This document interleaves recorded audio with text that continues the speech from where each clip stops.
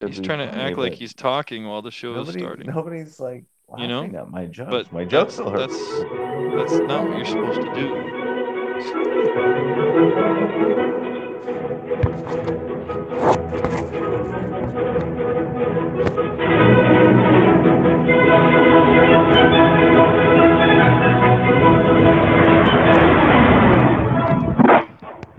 I think Dana just fell asleep.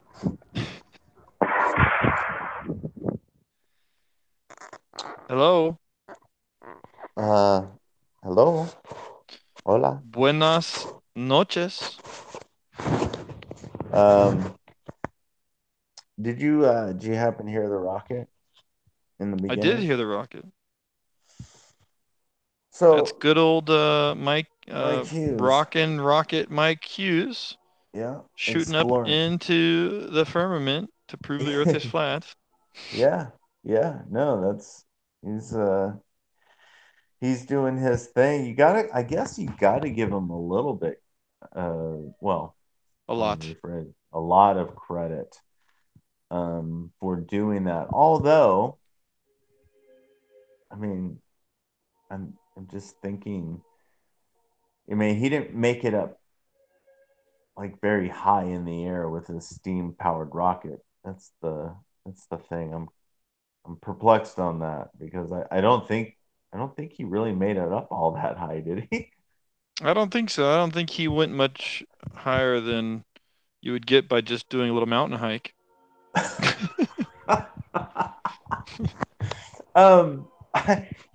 I actually may be able. Oh gosh, that was funny. I may be able to actually prove. Oh, what's that? Yeah. Okay. Let me put that back on. Oh, sorry. I might be able to actually prove that I actually gained more elevation on a hike than he gained shooting up in his rocket. Well, you don't even have to like prove anything. It's my understanding he went 1,900 feet.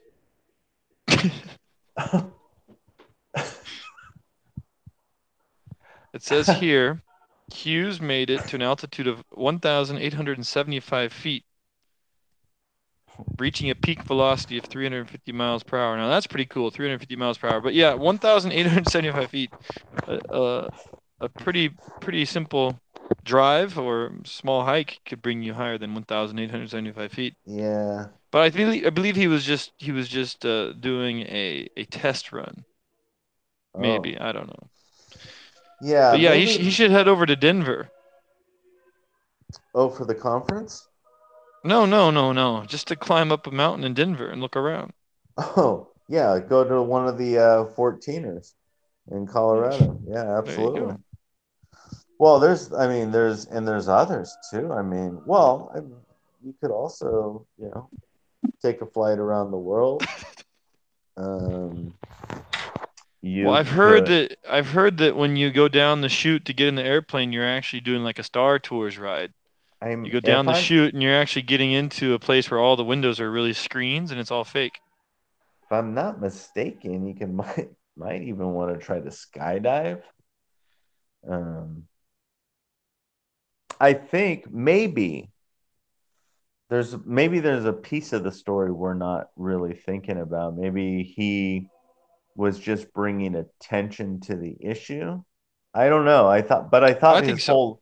I thought his whole rocket launch though was like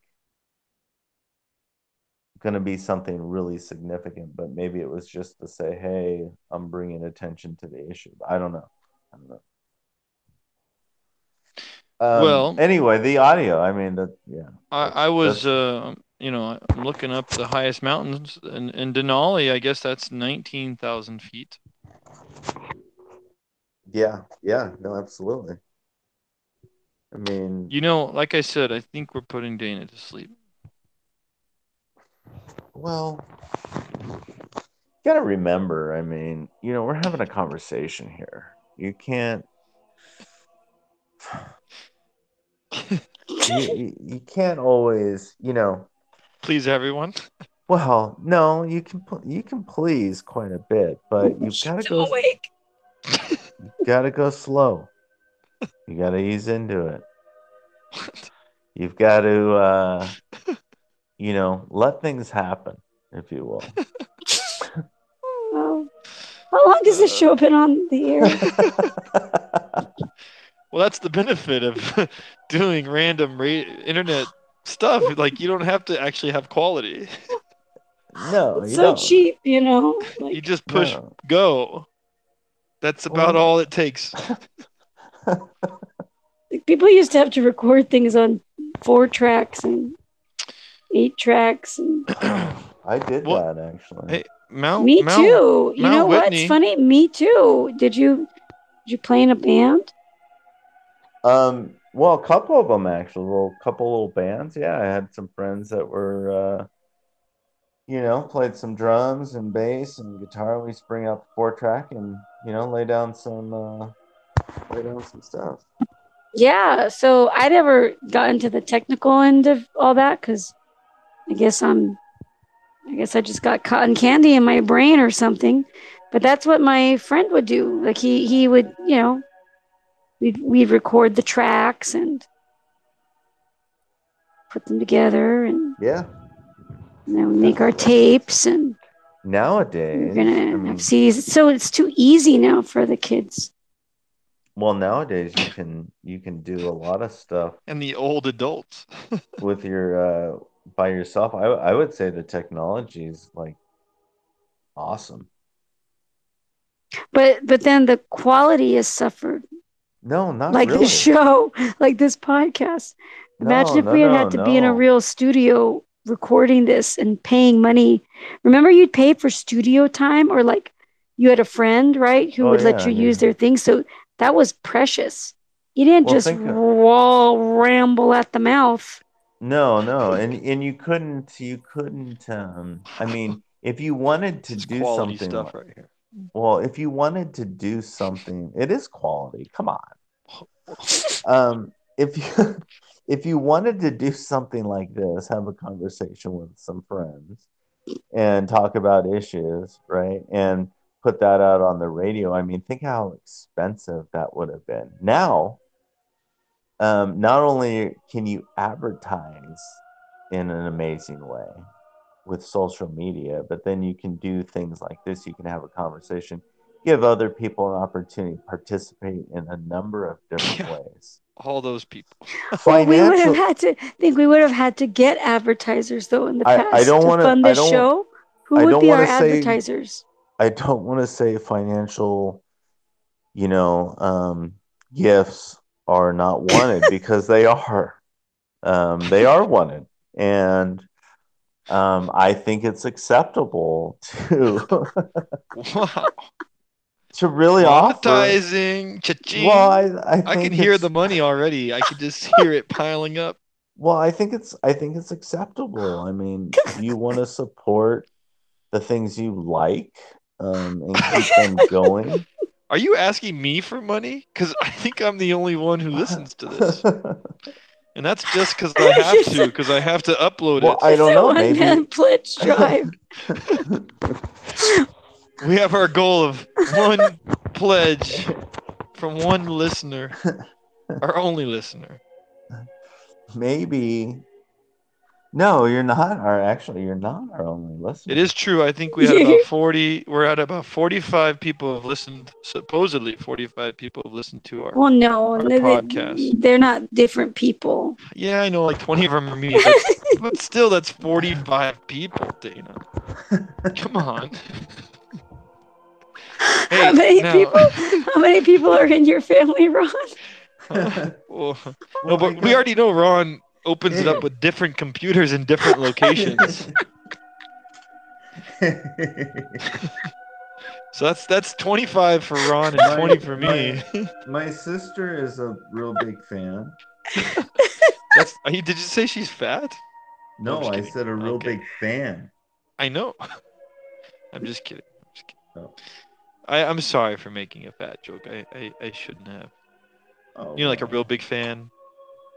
Yeah, yeah. Yeah, that wasn't appropriate. Apologize to our mini fans. So I put a map up on the screen. Can you see it?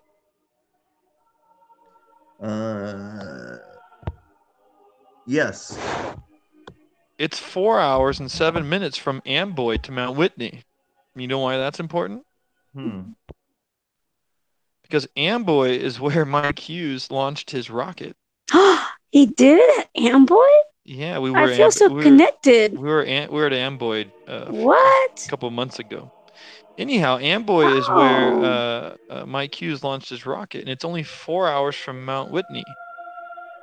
And Mount Whitney is what? What were you doing there? Oh, we were looking for Mike Hughes. Oh.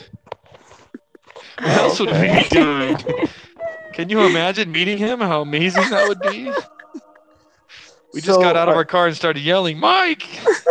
So wait a second. Mike, where are you? We know you're somewhere. Maybe he was already at an elevation that was super high.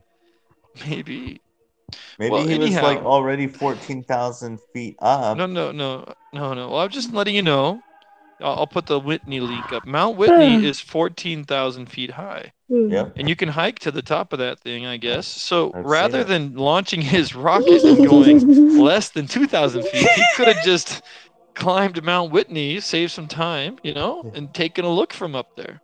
Yeah. No, well, wasn't part of his experiment like measuring things as he's going up? I don't know. I have a confession to everyone. Today in class, I made fun of flat earthers. Did you?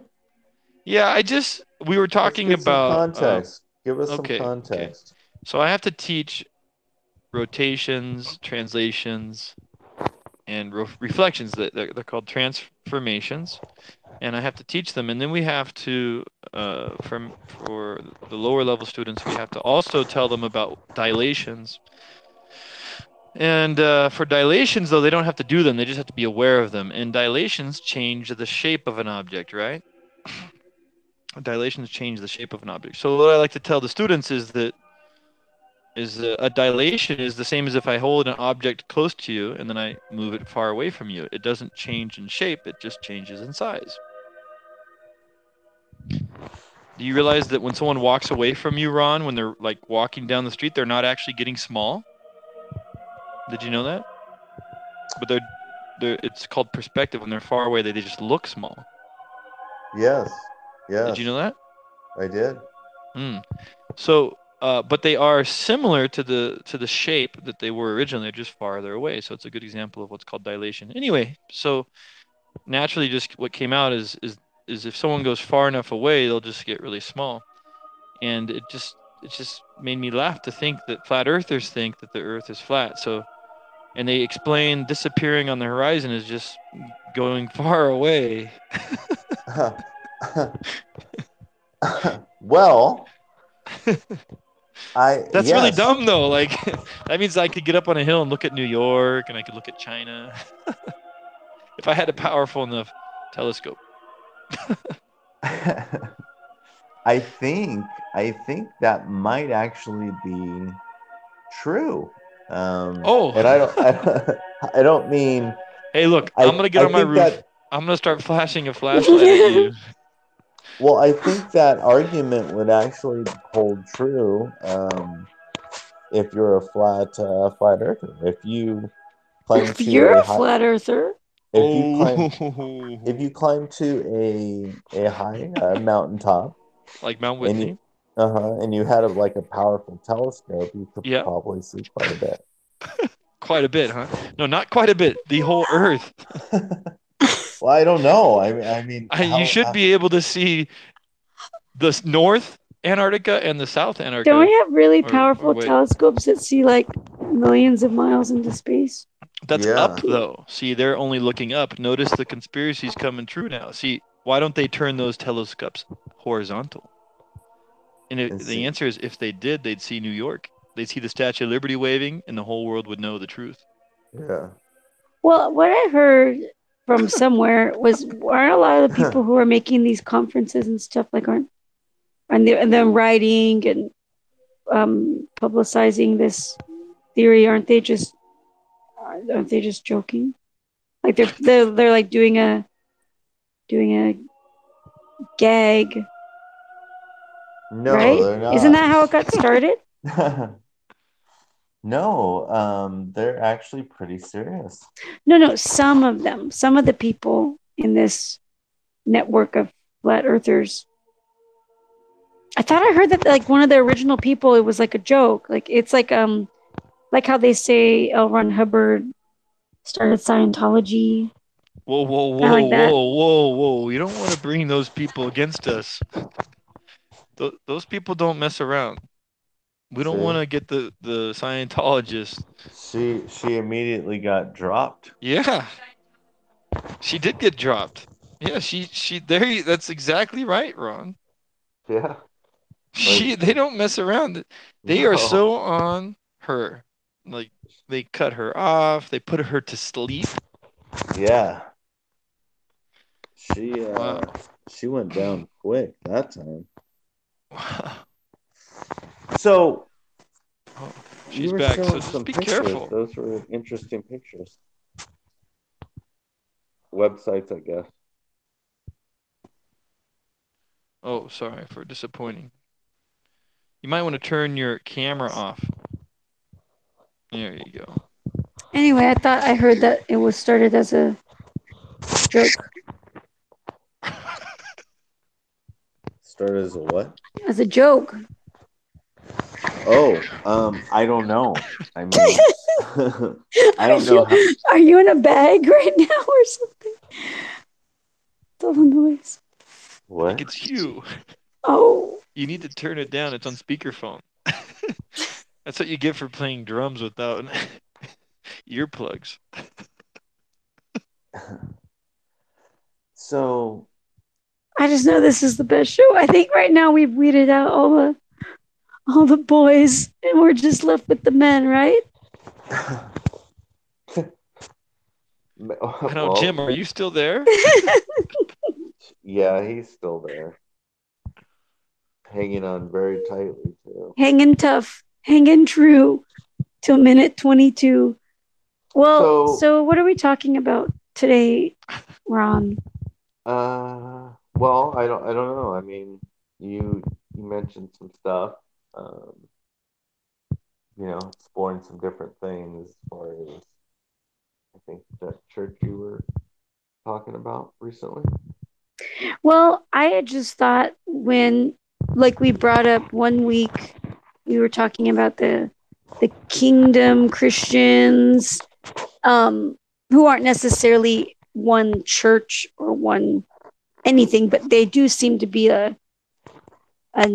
there's a lot of people who are influenced by that way of thinking. Right. That the main message is this kingdom of God and taking Jesus at his words first. Um, and then I think another week we were talking about some of the like supernatural stuff, right? Or pursuing God too. I think through prayer and fasting.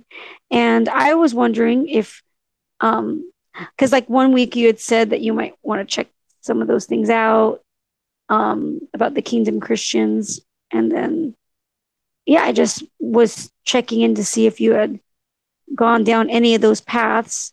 But it sounded like you were still, from what you said earlier tonight, you were still lacing up your hiking boots and getting ready to go. Yeah, no, that's a good illustration. I haven't I haven't done any personal exploring down that path, but I know you have, and that's part of the reason why I haven't is because I figured, you know, with you going down there, I think it'd be an interesting conversation, at least initially. I mean, you gave me some information, about some of the things you were digging into, so I was kind of curious, based on what you're doing, the things that you're studying, the things that you're looking into. What have you found interesting at this point? I mean, what? Well, on one vein, and maybe this one isn't so much, well, this part isn't so much studying, but like after I read the book from the missionary who's in Africa, um who wrote about a lot of the miraculous things he was seeing, um and those things were preceded by him and others in his church network doing a lot of prayer and fasting. And so that was a real catalyst for me to start doing that regularly myself. And it just seems like that is something that God honors or recognizes or connects with.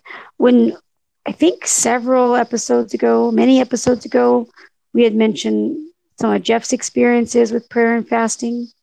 And he had done longer ones. And I don't think it's healthy for me medically to do that with the infant who's still nursing. But I started to regularly do and one day expecting fasts. and expecting another one. Nope, not that we know of. But maybe if we ever would, maybe you'd be one of the first on our speed dial to share that kind of news with. That'd be awesome. So I just do like these day fasts. Like usually I eat something in the morning and then at 6. But so just trying to have that be a regular part of my life once or twice a week. And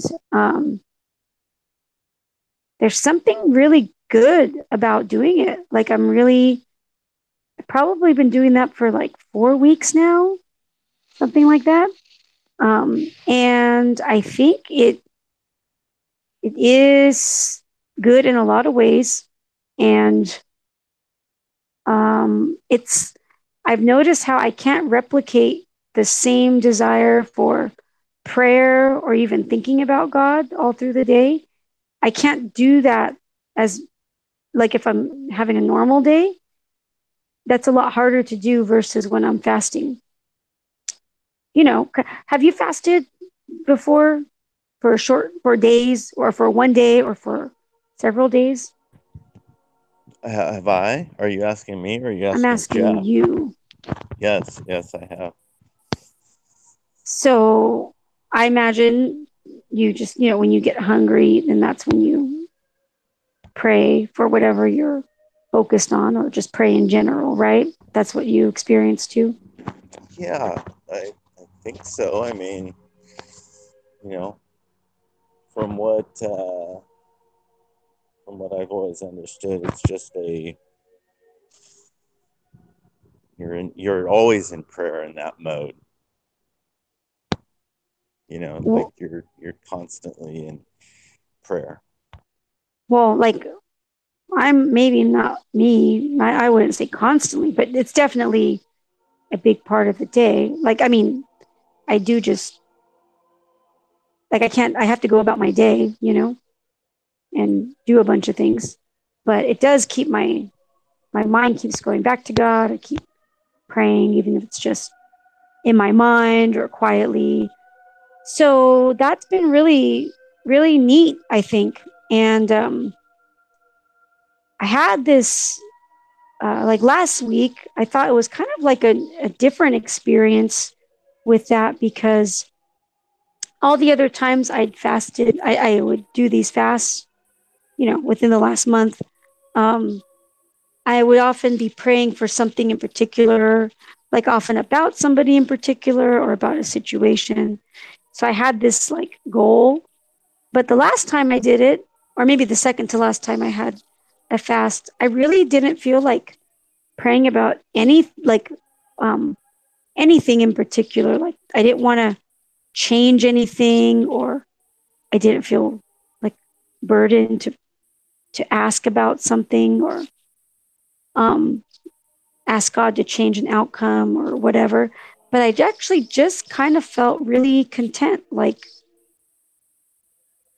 thinking about God and just feeling like I was more connected to God, and that was the whole point of that day's fast. And it was a really different experience. Again, I wasn't burdened or feeling like I was working for something. It actually did feel really nice, like some type of abiding day. I was just abiding. So that was interesting. Did it help you in other areas? I just felt close to God, and again, it was just different, because I think whenever I've prayed that much in a day, it's usually, again, because I want something. I want to see something change in someone's life often. Someone's sick or things like that. And this one, I just didn't feel like I was compelled to make any requests. It was interesting. And so I've encouraged my husband, because my husband was like a more super faster when he would do it years ago, right? I mean, I think, Jeff, it's been years. Well, except for like top secret never mind. information. Maybe a year ago you did it. Top but secret information. Yes, I've been encouraging Jeff. I was just telling a friend, like, because I gave her that book. It was by that missionary guy, and what I said at the time was like, I'd really like for the next 10 years, because I was thinking, I guess I'm just thinking in like a 10-year chunk. Well, I'm going to be 40 in August, so 40 to 50, that's like a nice chunk. And it almost, to me, I think, well, if I'm gonna break down one day, like physically, these next 10 years might be the longest I'll even get to have like a, pretty healthy body. I don't have any health problems or anything. I have a lot of energy. So anyway, I thought these 10 years, like, I should really, what I'd like to do with my life is really pursue God and the Holy Spirit, and try to really seek first the kingdom of God.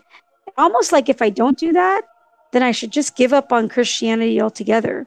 Like, really either go big or go home, because it doesn't seem like something worth doing half-heartedly. So I'd like that to be my next 10 years, either all the way or nothing. And I don't really want to do the nothing route, I don't think. But it almost seems like if I don't go the all the way route, it'll be very unsatisfying to have that 3/5 route or half-hearted route. So that's what I found myself telling her. And I thought, that's probably, that's where I'm at right now. So, yeah. Do you think you'll have more children?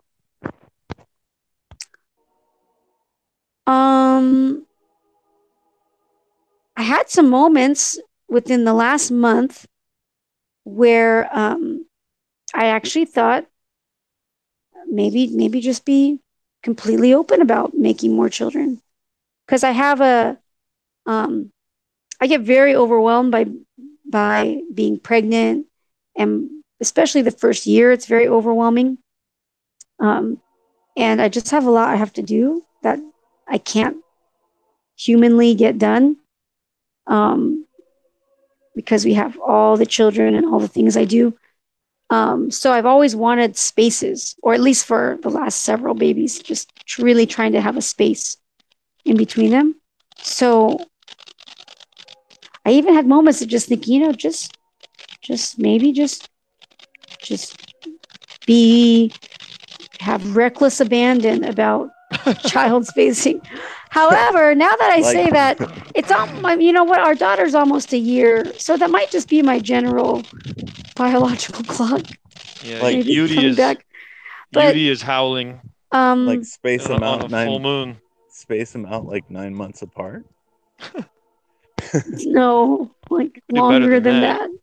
Oh, So, but um, but yeah, I really have been motivated. It seems like the last 6 weeks, I think, to just try to seek first the kingdom of God. So the prayer and fasting thing, I think, seems like it's one of the key things to You might do. have to mute your line too, Oh because you're gosh. fuzzing. You're fuzzing all of a sudden.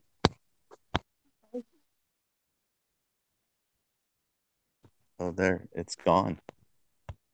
well, she's gone too, though. Well, no, when she's done talking, just mute it.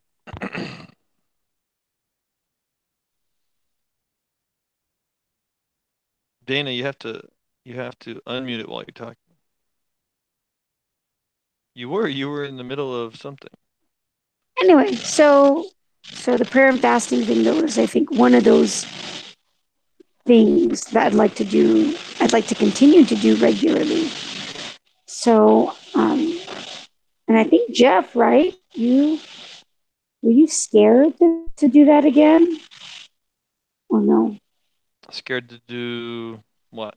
Like extended fasts and all that. I have some concerns about some of that stuff.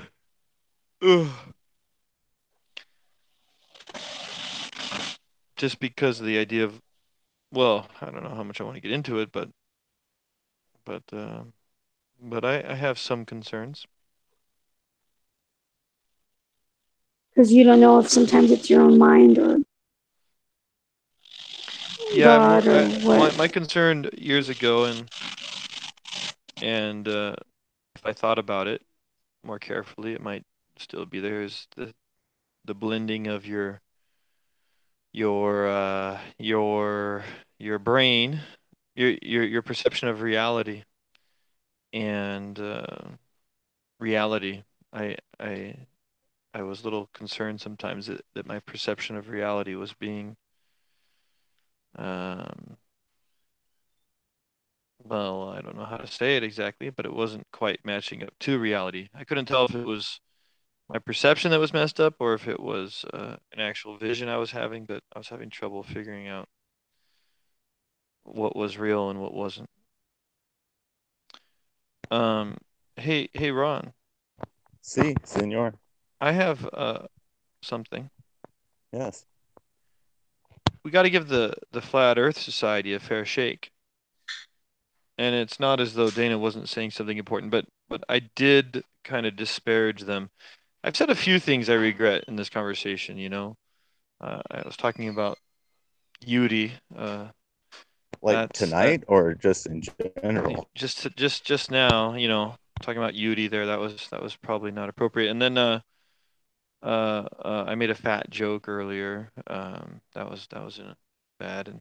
And then I misrepresented the Flat Earth Society. So we should go over what they actually say because they don't say what I'm saying. There's a couple things that I didn't know. I was just looking into it while Dana was talking a second ago. So how is it that things disappear on the horizon? Any ideas before I share their ideas? Imagine you were trying to be creative. How could you explain this? I think they explain it through distance. The further it's out, it starts to disappear Yeah, from but that your. doesn't make things disappear.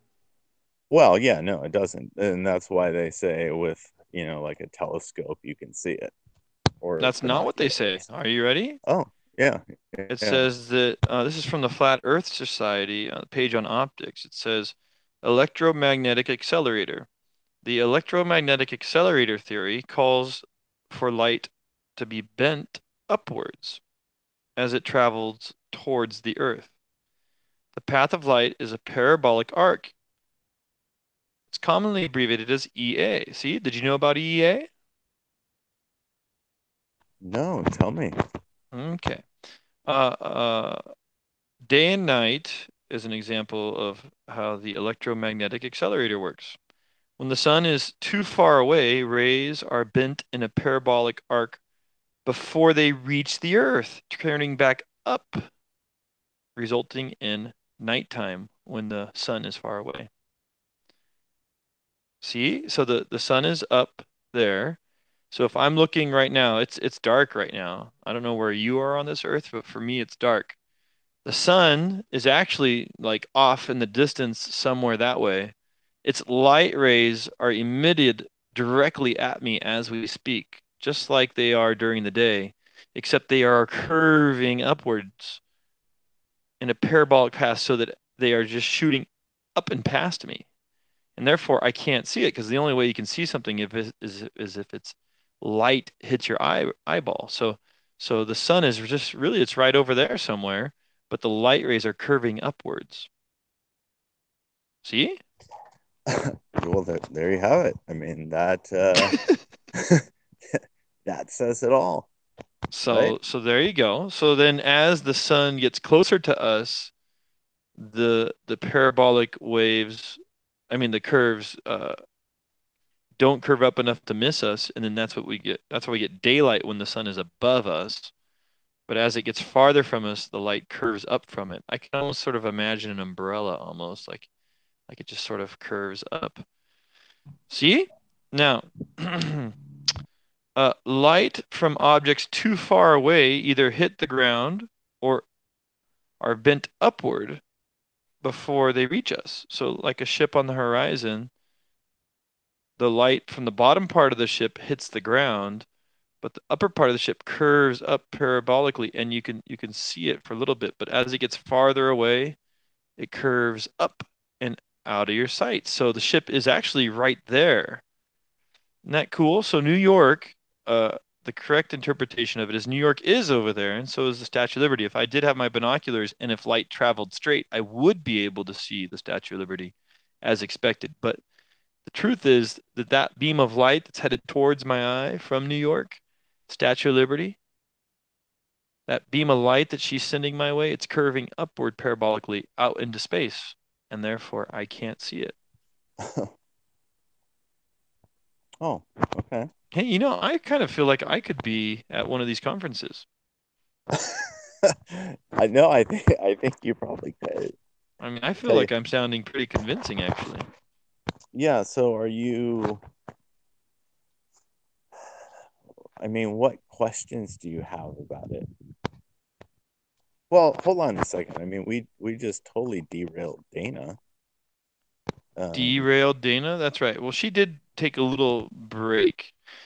I just wanted to give a little yeah, apology yeah. to the flat earthers out there that I didn't represent their position. Well, and Also, that's something else, that's not all the. something else. Wait, Yeah. sorry. Horizontal horizon limits with refraction and opacity. See, one of the things we're assuming is that air is transparent. But it says here, furthermore, air is not transparent. So it's not possible to see past a certain distance. Have you ever tried looking through a milk jug, Ron? Have you noticed you Um, can't see through it? yeah, Because there's that's milk in true. it. Milk is not clear. So Mm. even if the light wasn't bending with E8, you still wouldn't be able to see it if you assume the light. I mean, the air is not exactly clear. So kind of like a haze. There's a haze preventing us from seeing. Oh, I don't know how well, that works exactly because we can see the stars, but those details would need to be explained by maybe the stars are closer. Maybe the stars are closer than New York.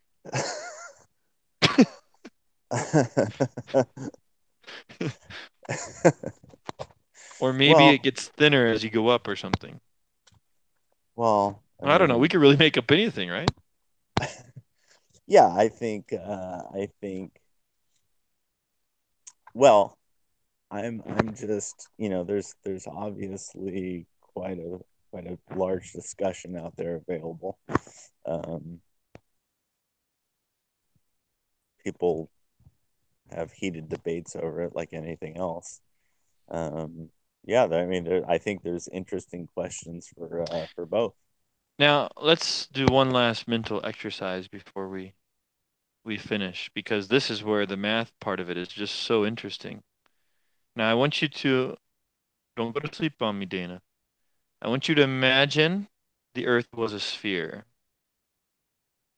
and imagine we're floating through space, and imagine everything as every science, book and every picture appears to show, and even, dare I say, common sense as old as Aristophanes, 2,000 years old. But anyhow, imagine the Earth is a sphere. You with me?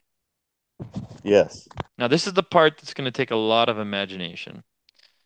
I want you to let's take like a spike, a giant metal spike, and you're going to stick it in the bottom of the Earth where Antarctica is.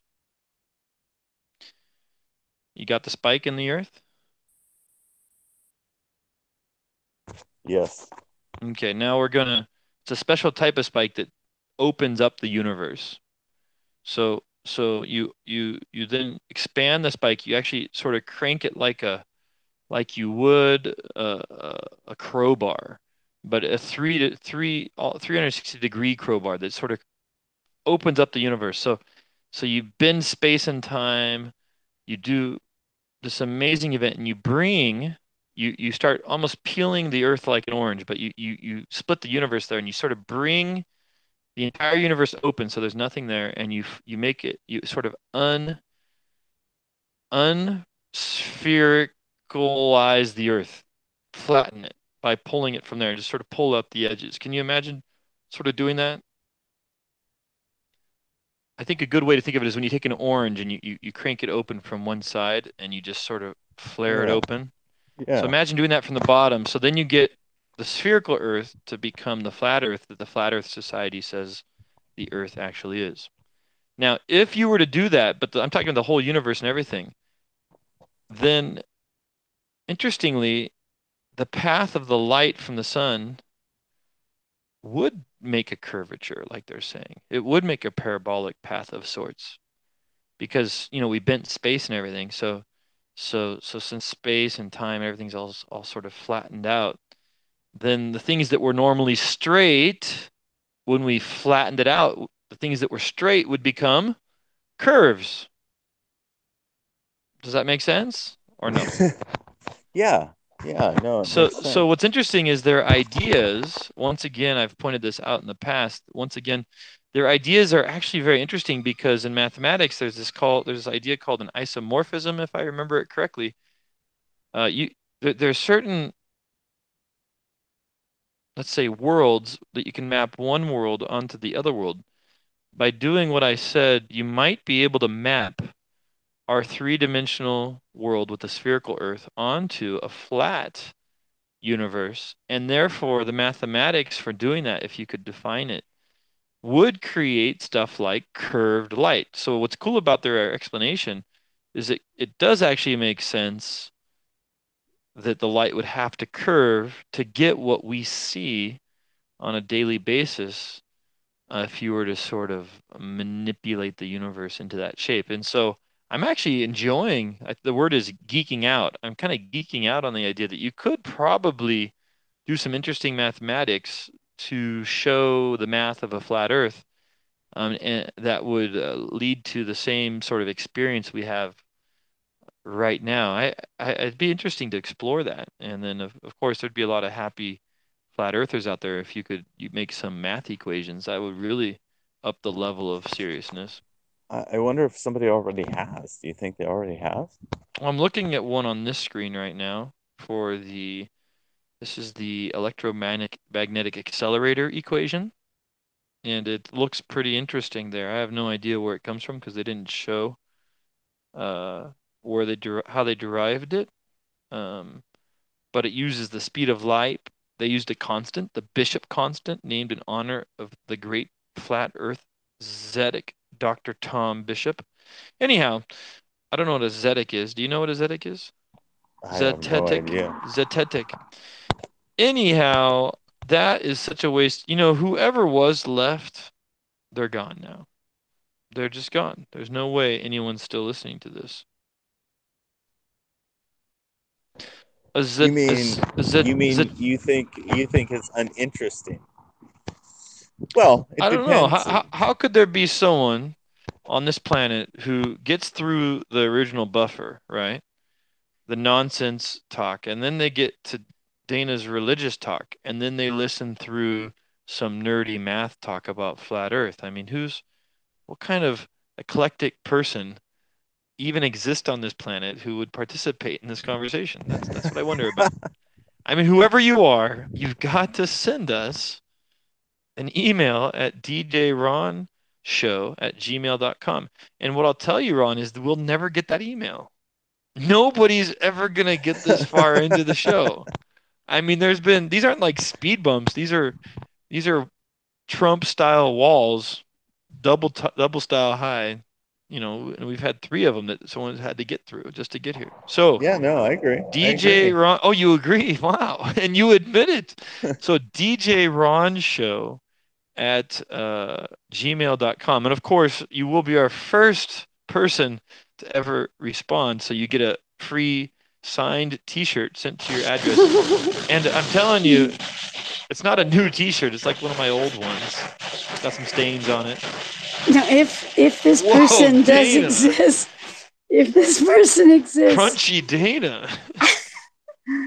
you might have a special destiny ahead of you, because like Jeff said, there's a lot of amazing facets, amazing speed bumps you've gotten over. You are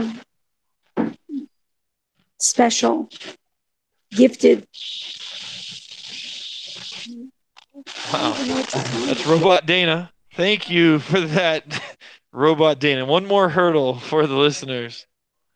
Yeah, see if that helps. So anyway, this person's a gem. What do you mean? Jim or Jim. This person's just Jim, or it's just Jim. You're coming in like super clear now. It was all because of the cord. It's a cord thing. Oh, okay.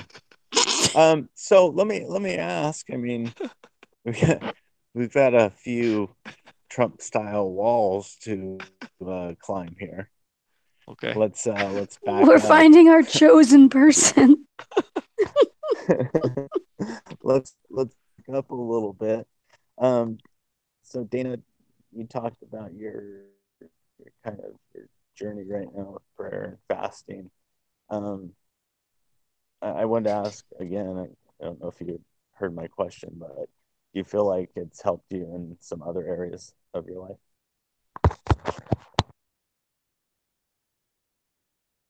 That was for you, Dana. He wanted to know if he wanted to know if the prayer and fasting has helped you in other areas of your life. Is that right, Ron? Correct. Yeah, well, I think that week after I spoke on the phone with the missionary people, I was like high all week. It was really, really, really amazing. And so I don't know how to get that type of I mean, I guess the biblical answer would be to be filled with the Holy Spirit every day, right? But anyway, after I had talked with them that first time and they prayed for me, I had really an amazing, just more patience, and it felt like a very above all the fray kind of approach to life. It just was really remarkable to me. It was very special. And as far as now, though, like how it affects my life, I guess I'm more mindful. Definitely, it seemed to be that new phrase is intentional, right? It seems like it's helping me be more intentional with the big picture and the little moments. And then also, I'd have to say, like, some weird things seem like they're happening more often. I had told Jeff about one experience I had in the library recently, where it was just anyway, it was if I were to sum it up in 2 sentences, it wasn't crazy bizarre, but there were some kind of strange elements to it. Like a special needs person was kind of shrieking and making all these guttural noises, and then his caretaker, to me, was behaving very bizarrely and talking to my children in a strange way, and it was just so sad. And then another time too, I was at the supermarket. Again, just a guy like acting really weird, getting really close to me, and just these different things where I don't know. I wonder, is there some weird spiritual thing going on with this person? Like, um, and and then I had something that seemed like a vision or a very, very lucid dream after I woke up one morning, which was, it made me smile in the beginning, and then I cried later because it was so there's maybe some more um out of the ordinary things happening, but as far as my day to day, I think overall I'm just not being not being I guess not losing sight of what to me is the most important thing in life, or the most important things, right? My connection with God and my um, relationships with my children and family, right? The people who I see the most, and um, trying to make the most of opportunities in talking with other people, and um, maybe being just more thoughtful and careful about the way I'm living. So all those fruits seem really good. And in many ways, I hate fasting. And whenever I finally get to the end of it, or most of the time when I get to the whatever time I said I was going to stop the fast, I just, I so often just become a hog and just inhale food like crazy. Like I love food, I love it. And so it'd be nice to maybe get a little less beholden to stuffing my face. Because that doesn't seem like a very good way to end a focused spiritual time, just inhaling food. I think tonight, because I broke a fast at 6, I was just going to town. And towards the end of the dinner, I put like, there were no more hamburgers left to devour. So I got a bun and just slathered mayonnaise on it with ketchup on top and just ate the bun. Like I never just eat a bun with mayonnaise. Everything tasted so good. It tasted so good. Yeah, no, that's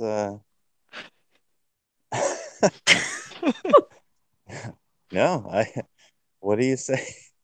How do you follow up on that one? I mean, I think you spelled it out pretty well. Um, that gave I think a good picture of or at least a good answer to the question I had.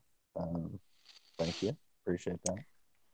Yeah. And I have some friends too who I've been meeting for prayer with, and then a couple of them or one of them at least, has become more focused on fasting. I don't think it's just through my encouragement. I think she was already doing it.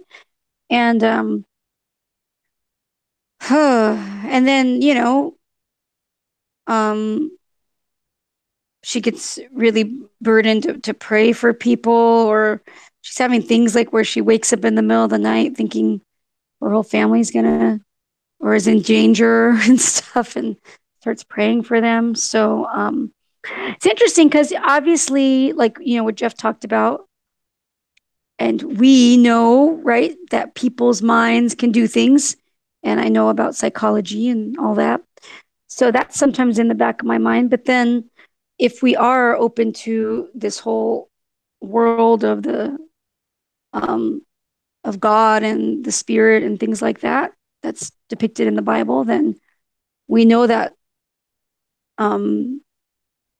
not everything is just matter and logic and things. So um so that's something that I'm aware of. But then at the same time, like one of the things my friend had been praying about, and then one day she told me that um, she's really praying about this person who has had a very hard time and wasn't participating in church anymore. And it was kind of nice because praying so hard for him. And then he did show up to church on Sunday after months of not participating at all, not going at all. And I guess that was a very big thing for him to even just go to the church service. Very emotional and very a big step. So those are like encouraging things, I don't always expect answers like to work like that, but those are nice. So yeah, it does seem like, I guess I'm praying a lot more about a lot of things, but then like the guy going to the church meeting, or another person in my life who I pray and I'm just not sure about them. So gosh, we ended this call. Sad. Well, Jeff, if you want to listen, where so I'll just keep going. But with one, I'm back. You did. Now you're back. Where one person where I'm praying a lot about them, and I just don't know. Again, I've always had the sense of like, well, if they do good, great. But I'm also just kind of, what do you call it? Is that wary or just kind of guarded? So I was praying a lot about this person, and part of it was I would just like things to be more clear, like who they are to be more clear. Maybe it's even who they are to be more clear to themselves, right?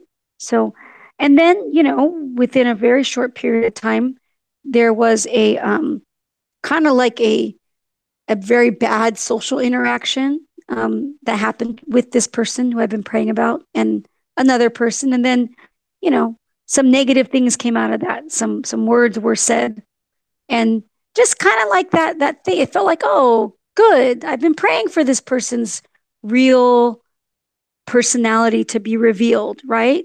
And that was interesting, just seeing some pretty negative things happen. Yeah.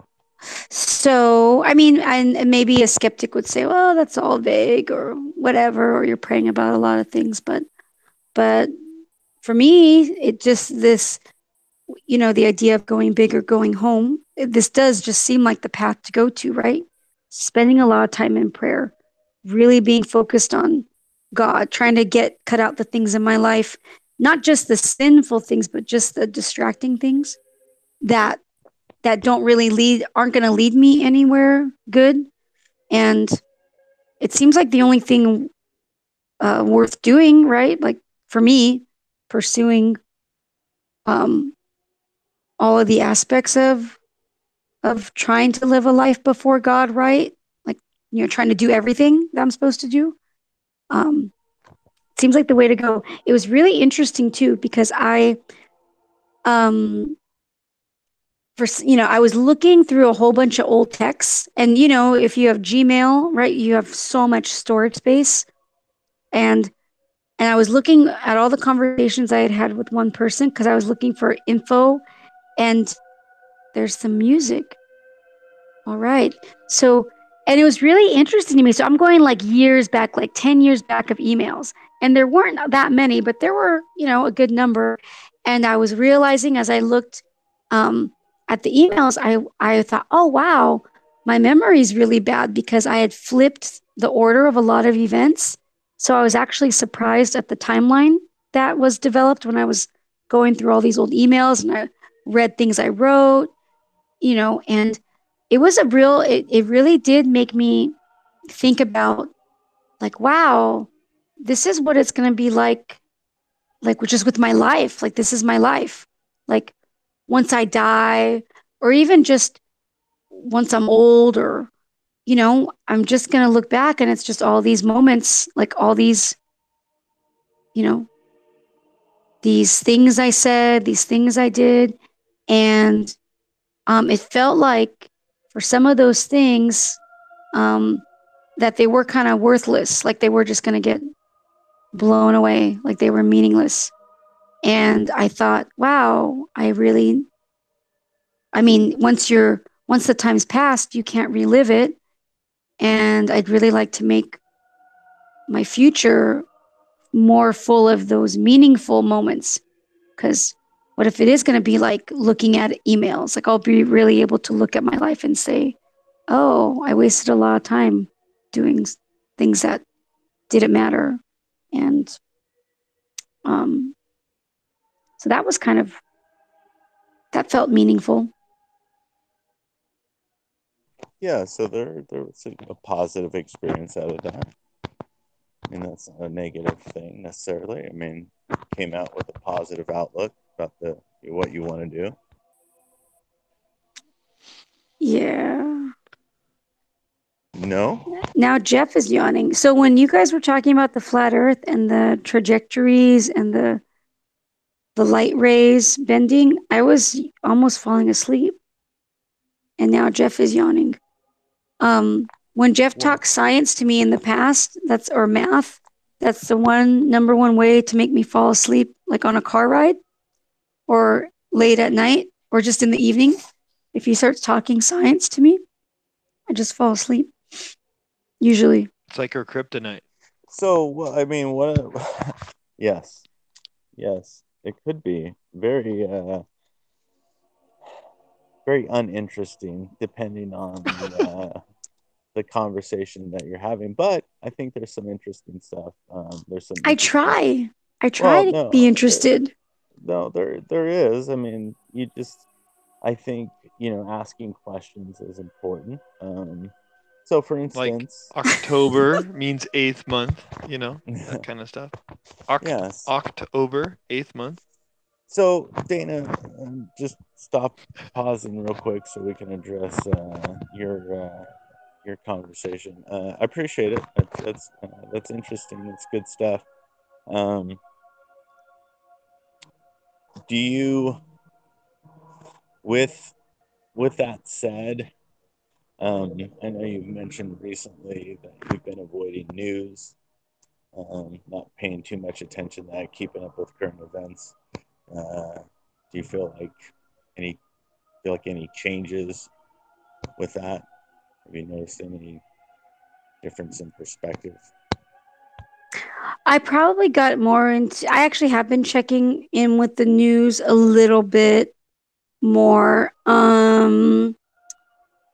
I just it's like I can't have both personally. I don't feel like I can have a good mindset on God while also listening to a lot of podcasts or reading a lot of things at the rate I was before, with news and culture and things like that. It just seems like I can't almost like I have to be in one, like I'm happiest if I'm in one realm or the other, and mixing the two, it seems like um it's a hard, it can't be 50-50. Like if I start listening to a lot of media or reading, then I just want to read more. Like it's very interesting to me. But then I find that there's something very unsatisfying about it at the end of the day, or I just notice I don't then seem very spiritually sensitive. So maybe that's just me, but I think the better way forward for me is just, again, have a sense of what's going on. So for example, the thing I posted on Facebook that you liked, the Tim Pool talk, where Tim Pool talked about the New Zealand shooter, and he, um, talked about the way the media amplifies things and how it's kind of like exactly what the shooter wanted. That was kind of good for me to learn to know a little bit about that. And it's not like that was the first time I heard about the New Zealand shooter, but I think one of the I know I know that it wouldn't be good for me to then find his manifesto and read the whole thing and then read a bunch of opinions, which I'm totally apt to do something like that, like to really kind of dig around into this story. And I I think the best thing to do is just get a little sense of what's going on, but really try not to get consumed by it, by figuring out things and then figuring out my opinion. So yeah, that's where I'm at right now. Jeff? What up, homie? What do I you like think that about Denzel. Is it who was that guy? Who sent that? Who quoted that Denzel other person Washington? who Yeah, quoted that other person who That's said Denzel great. Washington. something about somebody? And with They Jeff by said, my side, it's going to be easy for me to stay in the dark, I think. "Hey." So he said, if one doesn't read the newspaper, they're not informed, and if they read the newspaper, they're misinformed. That was somebody else's quote, I guess, but it's an interesting idea. What do you think? I think it's a real challenge because I do think the current people in charge of the greatest news organizations do have a clear bias in the way that we talked about last week, and that the stories they report upon, those stories themselves, by the nature of what they report upon, is shows a bias, and then of course there's a slant within the stories themselves at times, depending on the news organization, which altogether means if you're paying attention to the news, you're paying attention to what they think is important, and it's coming at it from their angle. And so, I don't know about putting your head in a hole and just ignoring everything around you. Although I do find that when I go on vacations and do that, it sure seems fantastic. Um, but I don't know if that's the best idea. But at the same time, it does feel like you get swooped up into things you don't even really care about, nor that have anything to do with your life. I was thinking about, uh, it probably hasn't really been that many times, but the times in our lives where we've seen somebody really repent and really um, follow Christ and change, like they really changed. So like Jeff saw that with me because I think he described me as a messed up person when he met me. How Um, dare I? yeah, so bona fide, really messed up person, How dare and I? and then I think that was very wonderful for him to observe me change, right? Yes. Like really, and then the few times I've seen that where I've seen somebody before, like I knew what they were like before, and then I saw them after. And even with one of our friends who didn't end up continuing as a Christian, but he was one for like 8 years, I think. And just it was just very exhilarating being part of what felt like a real new birth with him, like a real change. And when I look at the big picture of my life, like those types of things, and then also, being involved in the person's life after, like even just like how I meet with Christian women friends for prayer. And that's like a really neat time. That's like one of my favorite times of the week. Um, so it doesn't have to be this conversion thing, but to kind of see that whole picture. And then when I read the book about the missionary who, like, that's what I think he pours his life into is just, he preaches and he plants house churches and then disciples people. And so that whole picture, like, I really think that's what I'd like to be part of. I'd like to see that. And I'm at the point now where I'm just completely done with like I don't have any desire to join an institutional church necessarily with the programs and the buildings and the this. Like I really am interested in the more stripped down um basic Christianity without all the extras, the things that I think people have with good intentions, but they've tacked on to it. So yeah, like I think, gosh, that's those are the best things. Or like when I've had little moments where, say, like something I said, later a person has come to me and told me how much that impacted them and like what they actually did in response, like what changes they made. Um, and I often felt like that was somehow, me and, God working in me or whatever.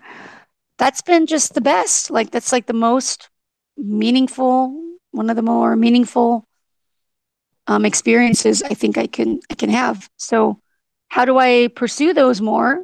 Because those are gifts, right? But they're also something that um, I think are blessings in response to your obedience or your pursuit, right?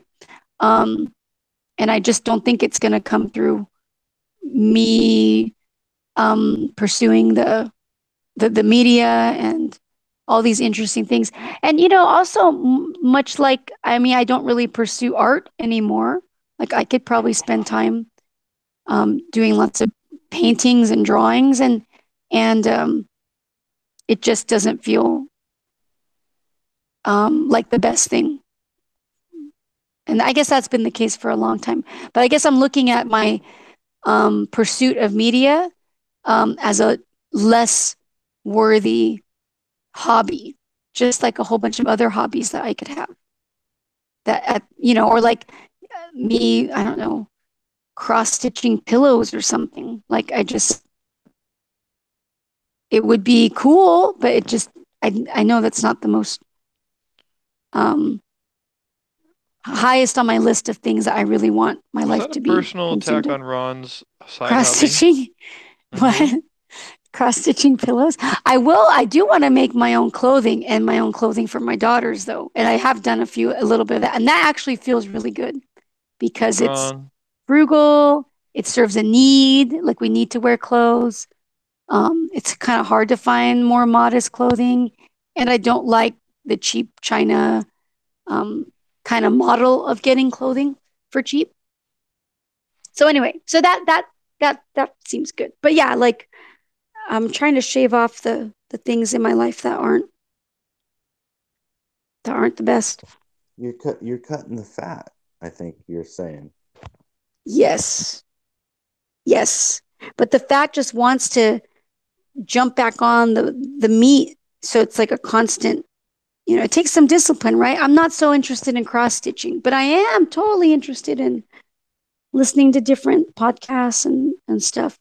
Um, but yes, but when I think about like, yeah, what would I like my life to be about? It's more about, doing my basic responsibilities, being a mom, teaching my kids and stuff, but then also trying to reach out and also, in some practical ways too, just doing good charitable type things. Um, but like, Jeff took the time to have someone over today who seemed like they might need some, um, maybe just someone to talk to, right? Um, and that they're having some trouble. And I'm really glad, like, it's like wonderful. That's like what I'd like our lives to be more composed of. Yeah, no, that's good stuff. Jeff, what do you think? It's gonna doesn't have to be a long response, but what are you trying I to say? mean, well, what do you think about all that stuff? Trying to say I No, talk too you much, can. Ron? It can be a long response. I don't care. I mean, I'm just saying. Um, No, I are you understand, Ron. are you kind of do you feel the same way? Are you in the same kind of mindset? I think that Dana's amazing, and she is thinking about things in a lot clearer way than I am. And I think if you listen to what she's saying, it seems like it's the correct response to what we're supposed to be doing. And for each person, it seems to be something different that they get drawn into, whether it's custom cars, the Dodgers, cross-stitching pillows, false teeth collections, I don't know. But there's so many things to get involved with. But when you do look back over your life, sort of imagining the funeral and what did you do with it, I think that kind of question makes it clear that we probably are wasting our time. Oh, like on hobbies and that kind of stuff. And that politics is kind of like a hobby too. I mean, it's not like we're running for mayor. Like, what exactly are we doing? How is this time really valuable? I mean, how is it the time spent like this really valuable? Yeah, so I think I I may be mistaken, but I don't think, have you, I mean, in the last several years, have you, I don't think you've spent a whole lot of time in the media. Yeah. I mean, a little bit, but not I get sucked into it. excessively. Do you? I do get sucked into it, and I have a tendency towards um, looking into things. Like it's Learning, all learning. yeah, you can call it, Dana likes to call it learning. Because sometimes he likes to learn like right before we have to go somewhere. So I'm Yeah. getting multiple people ready and he's learning about something. So Like, stop Dana calls learning. it learning, and she likes to make fun of me. I'm just learning, but I do have a tendency to look deeper into things, and I find the world is full of fun and interesting things, and but there's something there that is empty. Like you just learn that October is the eighth month. That's fascinating. October is the eighth month. Oct means eight, so that's what the actual word means, eighth month. But then somehow it got to become the tenth month. It has a sequence, and all the months are named for what they are. Like all these things are sort of random, interesting facts. But in the end, like, what's the point? Like, why is that interesting? I mean, I'm sorry. Why is that truly valuable? More valuable, perhaps. Why is that more valuable than maybe spending some time with my children or spending some time with somebody or helping somebody? I don't know. That kind of stuff. When you start asking questions like those, it does start to beg the question, what is the best way to spend our time? Yeah. What do you, with that said, I mean, what do you think about schooling and the system? I know being an educator, right? I mean, so you spend a lot of time learning, and probably Well, learning things in some cases that, at the I end don't of know the what day other don't teachers are really doing in matter. their classes, but um, I feel like I'm helping my little kiddos out. They may not accept what I have to say, but I do try to encourage them to think more carefully about the world. And in that regard, I think that critical thinking, as they call it, is an important part of navigating this confusing place. So mathematics, I think, is a great training ground for getting that mind critical thinking, as I guess it was Plato supposedly said, and I don't know if there's some disputes about this because I've heard some disputes, but he wrote, let him who doesn't know geometry not enter here, or something along those lines. No, Dana laughs at me. no, I just, I'm Would gonna get the would quote. you? I mean, would you say then that, at the end of the day, there may be a time and place to kind of think through things or hear, explore some different topics, whether it be media or hobbies or different things that you enjoy, and kind of dial that stuff in. I know there's there's different, even in the realm of politics, right? I mean, there's plenty of people that are into politics, but they have different aspects of politics that they're interested in, whether, somebody be interested in, how the government actually functions, or the media aspect of the government and how, they play a role, or, following the individual politicians themselves and keeping up on them. As well as a number of other things that people tend to do and explore, and I would think, you know in some respect, I mean, a lot of the things that we enjoy to to be able to do, come from people that have spent some time spent some time exploring some different stuff. um and so it's hard. I guess it's hard for me to say to discount, somebody's pursuit of something as meaningless when I see a lot of positive things that have come from people's artwork, and I mean, music it's a big thing. I mean, it's a very powerful, moving experience sometimes, and I know it's for me. I feel fortunate to been able to participate in it, and hear it. And I love different musicians, love hearing their gifts and their talents, but I know as a songwriter myself and a musician, it takes time to focus on those things. It takes time to learn, your craft and be creative. And sometimes you spend a significant amount of time, pursuing those things. And but like a lot of other things, I feel like they're gifts, right? And so you're able to kind of give your gift out to somebody. You mentioned knitting. I happen to follow an old friend. She knits, beanies, and she makes some extra income for her house. She does blankets, and she advertises on Instagram and probably a number of other places. But it's something she's doing currently. She hasn't always done that. She has a number of kids. She has 5 kids herself. She's homeschooled every single one of them. They've been pretty faithful in attending church, and I know at this moment she's doing that, and it doesn't seem to be like consuming like every aspect of her life. And her kids are talented, and a couple of them are musicians, and a couple of them dance, and they're like I said, they've been homeschooled. So I don't know. I think I think there can be somewhat of a balance, right? I mean, there can be some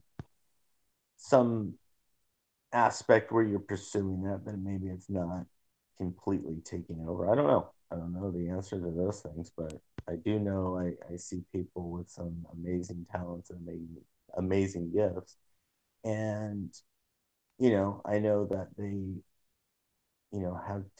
had to have spent time developing that gift to be as good as they are. It doesn't normally just happen. That makes sense. No. Yes.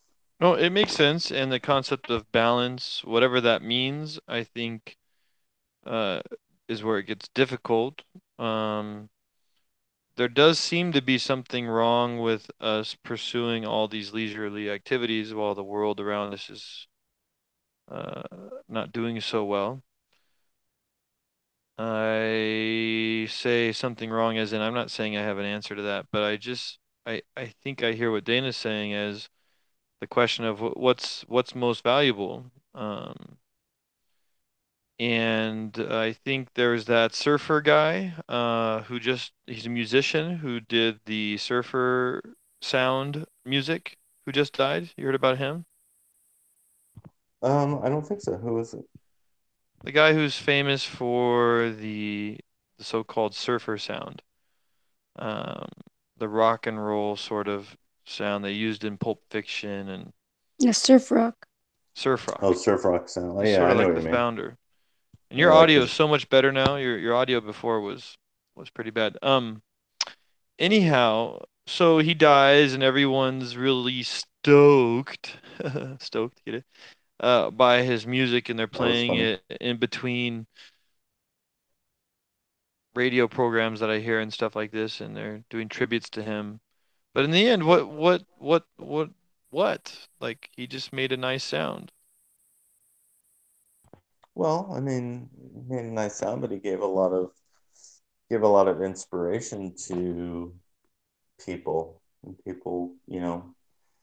people pursued that For that what? form of art, and they blessed other people with it. And, they are blessing people with it. Um, I don't know. I think there's some positives that come out of it. At least, I mean, it might not be a form of art that you enjoy, but there are plenty of people that really love that. And, No, I'm saying I enjoy it. I like the sound of it. I can see the appeal, but I'm asking the question of what value is this? I understand um, it's nice to listen to. Um, I get that. And that's undeniable. I'm just asking, like, a, a simple way of saying it would be if this man had spent his life doing charitable acts, let's say. Now, we don't know how he lived his life, so it's not me saying I know how this person lived their life. I don't know. But I'm just saying if they had spent their life doing charitable acts and I don't know, whatever it is it means to be good. If that's the way they dedicate their life, you wouldn't know who this person was. You wouldn't, you just simply wouldn't know who they were. But would that be a life of more value? um, I don't know. Would it? Would it? I mean, And it that's the his. question I wonder about. Is like, what is the life that's worth living? I think for Jeff and I, we, or at least maybe me, I feel like we um were kind of just naturally in a place um where it was just very, or it was and is, but was very easy to fill our lives with a bunch of activities that aren't, again, necessarily the best.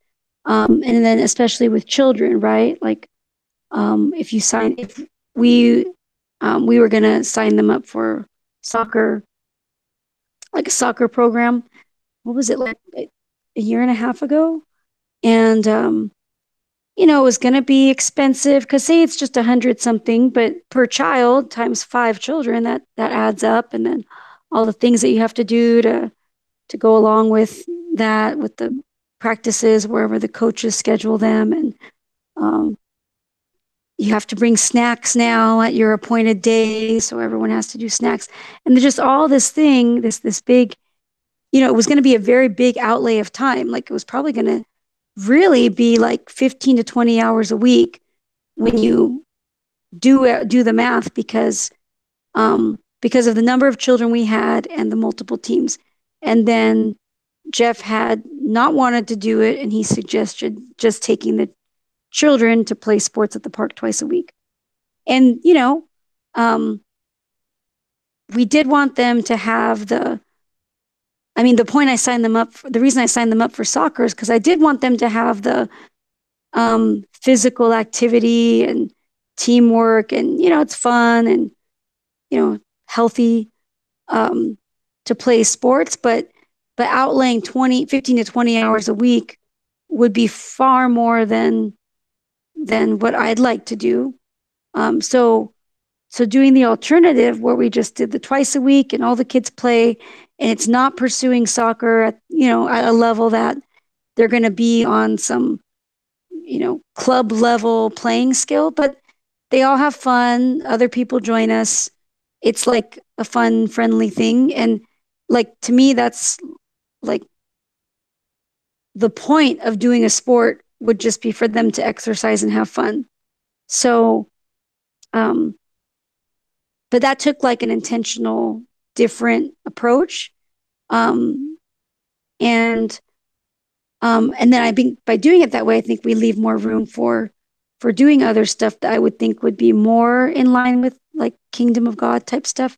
So I'm not saying it's wrong to play soccer and to enjoy, have the children enjoy themselves and exercise, or do a different sport. They do basketball too, on one of the times, but it feels like a lot better um, time allotment to that activity.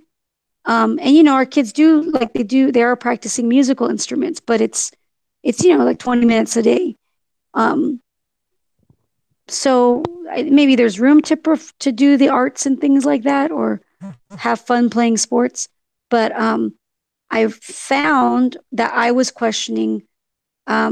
really questioning the way our schedule was lined up, where it seemed like everything we did that wasn't just normal, like, eating meals or doing schoolwork, it was all revolved around fun. It was either um, just if we got together with friends, it would just be to do something fun. Or it was for a birthday party or a family birthday party, or um, and then if I were to sign them up for classes, it's not like, I mean, the classes are mostly fun, kind of to expose them to things, um, but yeah, I thought if I really compared my lifestyle to this idea of seeking first the kingdom of God, I couldn't say that that's what we were doing with our lives.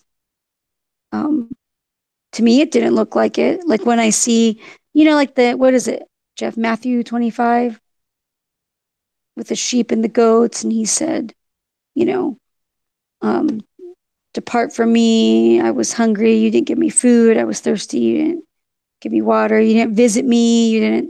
When I was sick, you didn't visit me. You didn't visit me in prison. So all those things, I thought, wow, like I should really make more purposeful um, things in my schedule that are actually doing those things that Christ himself communicates as being important.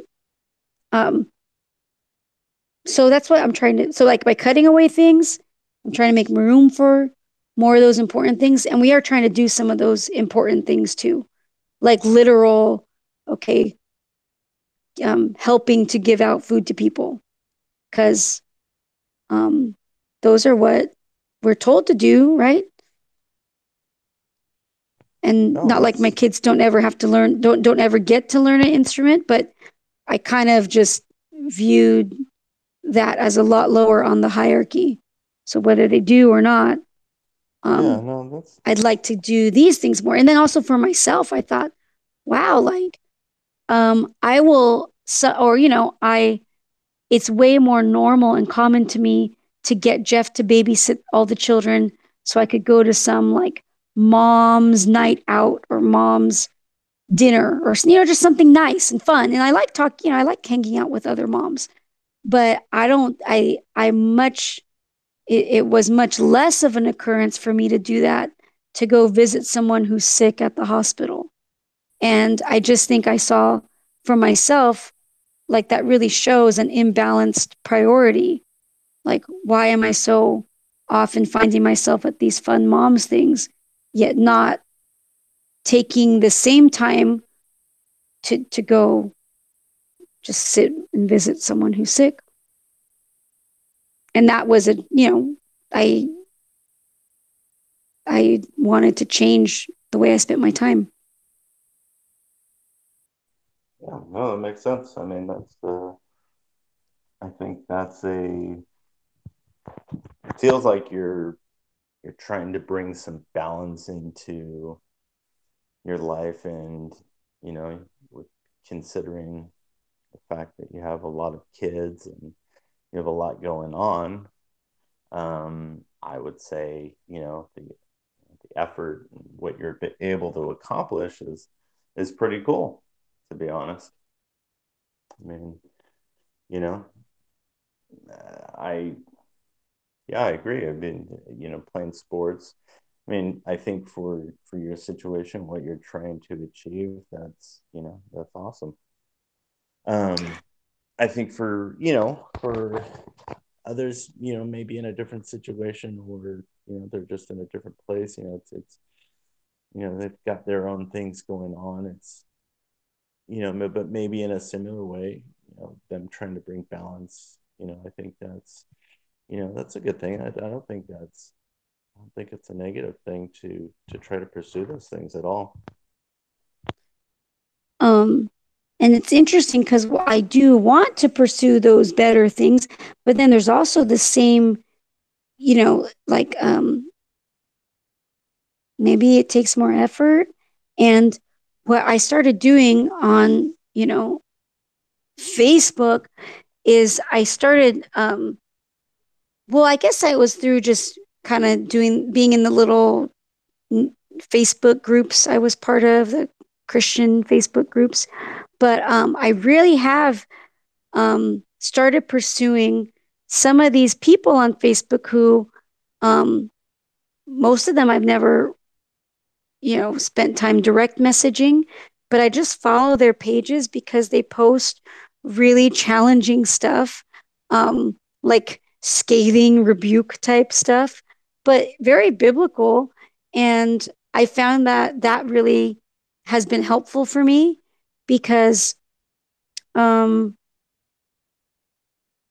think people are really nice, like, Yeah, or Ron's gonna say, "Go play soccer, Dana. no, or Enjoy like, yourself. Pick up an instrument and have some fun." no, I don't know anybody. I don't know anybody right now in our real life who challenge, like, really challenges, like, hey, I don't know.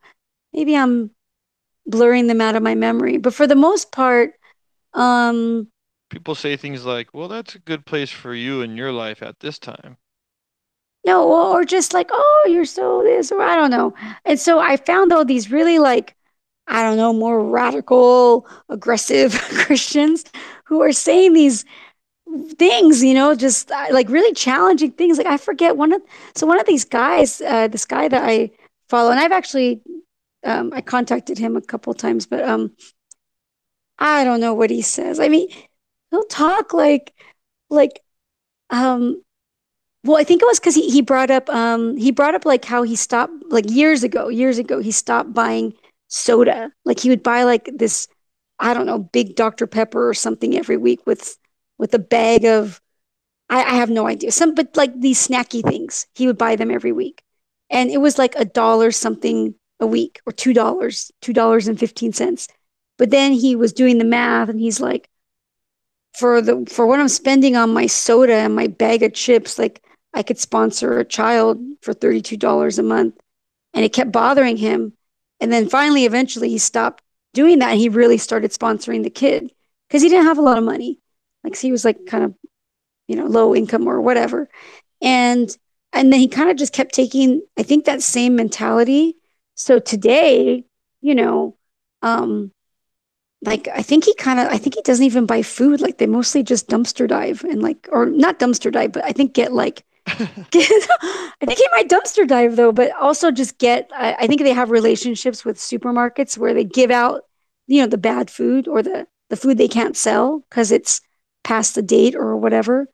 So I think they largely do. So, he really holds this um, more extreme line.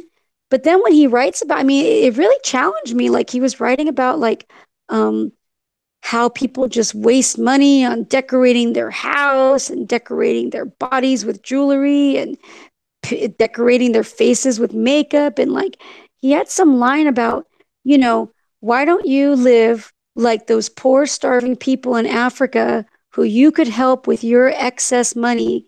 And it wouldn't be a sacrifice for you because you're going to have your food, your shelter, but just with the money that you're wasting on your jewelry and your decorations for your house, why don't you like why don't you live like they're going to be the judge and not God? Like if you die, they're going to look at how you spent your money and they're going to judge whether you loved your neighbor, which was them, as yourself. And basic, and there's nothing I can say to that. Like uh, to me, that's a pretty rock solid argument against not feeling I mean, you shouldn't, to me, to not feel comfortable doing things that are, or spend, say, just with the spending money part, um, when I know I could help somebody with the same amount. So I wouldn't say that every purchase I've made since reading that has been only to the exact basics, but I really have thought twice and three times about things. And so this is, some guy, and I think that's the only reason he really does Facebook, because he just is like I don't know, like a preacher kind of. But I started looking for that because I'm like, nobody I know, like in my daily life is saying those kind of things. And I I think that's the right way to live. That to me seems more Jesus than um, than some of these other things I hear from pastors and I don't know. When I read the New Testament, Jesus is really scary in a lot of ways. So I guess I tried to Yeah, start inputting that scariness on my Facebook feed, and that's been helpful. yeah, yeah. That would actually be an interesting discussion going through some of the stuff. He said. I mean, what do you make and what do you think about some of the people that are well off, because they've pursued some different things. They've spent a significant amount of time maybe pursuing a hobby and they've become really good at it, and now they can make a pretty handsome living, and they're able to do a lot of charitable giving with that. What are your thoughts about something like that? Um, about the people who are well off, who are able to give a lot. That's you, Ron. Yeah, yeah, they're they're That's you able and me. to We are the they're people who are well off and able to give a lot. they're well off. They're We pretty are. wealthy, pretty wealthy, prominent, people, We celebrities, and are. different things. And I've heard, you know, plenty of talks about like their charitable giving and the organizations that they start. And what are your thoughts on stuff like that? Well, what do you think about the fact that we're well off? Um, There's people that are they have nothing in other parts of the world. yeah, well, I'm not sure. I'm not sure what that has to do with my question about people that are pretty well off as far as financially, and they're able to do some pretty cool stuff with that, and like I said, support a lot of efforts. No, I'm They're saying able to we give. are though. That's the thing I don't understand about what you're saying is the guy who Dana was just talking about pointed out that he was buying sodas and that he could support, a child with that money. And so we are, relatively speaking, I don't know your finances, but I mean, Americans are really well off. We have electricity. Uh, most of us have refrigeration, and then we add on top of that all kinds of things we don't need. And some would argue we don't even need electricity. So I just think we're really well off. The ones who are supposedly not well off, I think you must have heard it said before that when people talk about the 1%, the great irony is the United States is the 1%. That Or is, as a 5%, I think. the population of the United States, when compared to the rest of the world when it comes to wealth, is the rich.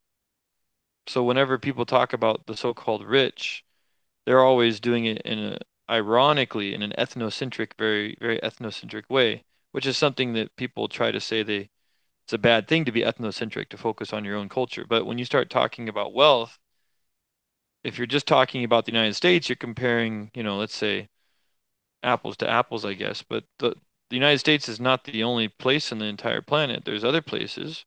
And so compare our wealth to other individuals throughout the world, and most of us are quite rich. We are the highest, richest people in the world. And so when you talk about wealthy people, I think it's worth noting that we are the wealthy people. You are a wealthy person. I mean, do Well, you have a car? that's probably why we as a nation, I think, do more charitable work around the world, if I'm not mistaken, than any other place. Is that accurate?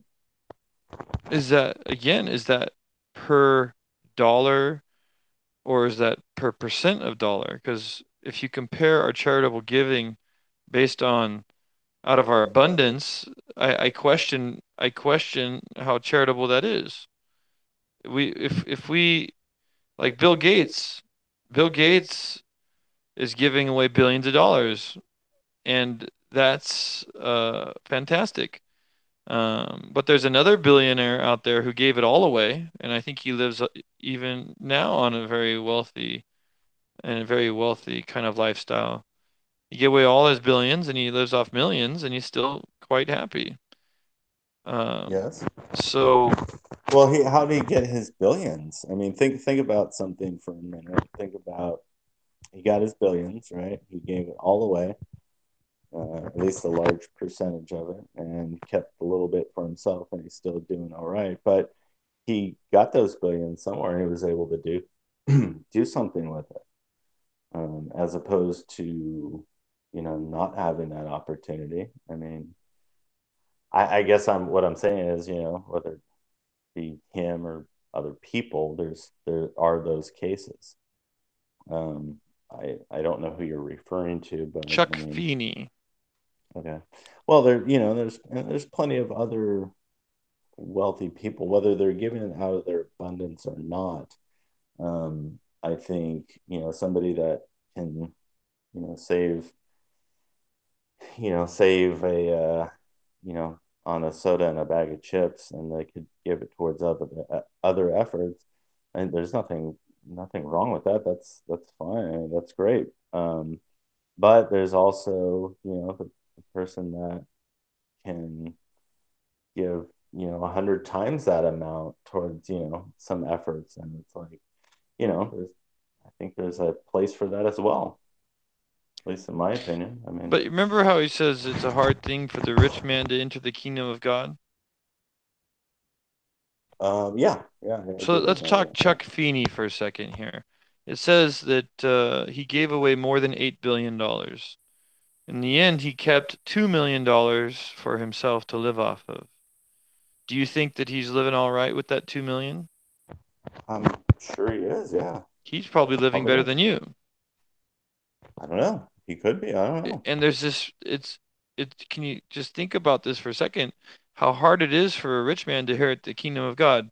If you had $10 billion tomorrow, would you be willing to give away 8 billion of it and just keep a measly 2 million for yourself to live off for the rest of your life? I don't know. Well, I don't know there, of course, but what I mean is the thought. So, so, so, how hard it is for a rich man to inherit the kingdom of God. Uh, it just seems like it'd be so hard to let go of that wealth to help people. But you know as well as I do that that money could be used to help people. Yeah, it just is the same way it is for people that aren't giving it all away. I mean, they might be giving, let's say they're not giving as much away, but they're able to give on a more consistent basis. He was able to give, one lump sum, as opposed to somebody that would continue to gain wealth and support an effort over a long period of time. So I don't know. There's something to be said, I think, for both. I don't think it's limited to, well, you do it this way or that's it. Here's a weird, here's an interesting analogy that call it a word picture. So we're talking about giving, right? And I think it's also like the time and the money. Because earlier in the discussion, I was talking about how I started reevaluating my schedule and trying to give more time to what should be a greater priority. And also likewise with the money. Um, and I've heard, well, anyway, so I know somebody who will sometimes bring treats over when one of us has a birthday. Um, and and I'm aware that sometimes those treats are just leftovers. Like those, the baked goodies were actually just left over from some other party. And they've been kept in the fridge or whatever. And then when they're brought to me as like this, special thing in honor of a birthday, it doesn't feel so special. It feels like someone just brought me leftovers and tried to dress it up. And um, And I've heard the phrase like God doesn't want your leftovers, like he wants your best. So I kind of see how in my own life, like if you're going to give me leftovers, just tell me, okay, this is a leftover, that we didn't finish it at the last party I was at. And that's cool. Like that's totally fine. But when you bring it to me dressed up like a special present that I'm supposed to feel flattered by, when I know it was just a leftover, like I don't feel honored. And I wasn't even looking for the honor, but it's like kind of like almost not offensive, but it's just not what I not a gift when you do it like that. So maybe that's kind of like our approach to God should be like, well, we give you the first and the best, not just what we were able to spare um, without doing damage to our lifestyles or our schedules. And right now, as far as the rich people, I am really more looking at my own excess because we have excess. I have a garage full of excess, like stuff I don't use, stuff I haven't looked at for 5 years, um, stuff I overbought in the past, and now it's just sitting there. Um, we got 3 vehicles. There's only 2 drivers in our house, and we have 3 vehicles. So even while trying to be careful through these years, it's just so easy. And again, no one's calling us out. Gosh, you guys are just living like American hogs. You call yourself Christians? Like nobody's saying that to us except for these people on the internet. Um, but I don't feel good about the way we're living, and I think a lot of people consider us frugal. So as far as the rich people, like I think probably the most awesome way would be like living like the guy who'd stop buying his soda and chips and like never started again. From what um, I know his wife had mentioned he didn't even want her making sugary things like just junk food, like baked sweets and stuff like that, because he's just like that's a waste. We don't need to spend or I think spend money on it or just do it in general. So anyway, I think living like his lifestyle, and I think if he suddenly inherited a bunch of stocks that were paying massive dividends so that he was the millionaire all of a sudden, I would hope he'd maintain his same lifestyle. And then, he would probably, I mean, with the mentality he's expressing right now, I think he would give away all of it, or even, say year by year, give away all the dividends that produces. And there's no reason he needs to inflate his lifestyle.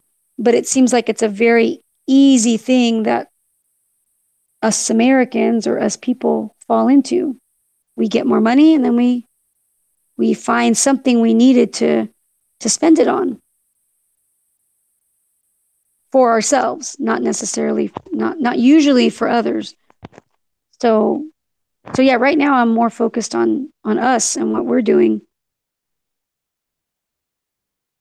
Yeah, no, that's I think that is a good approach for what you're wanting to pursue. I think, if you're we talked about it a couple weeks ago, but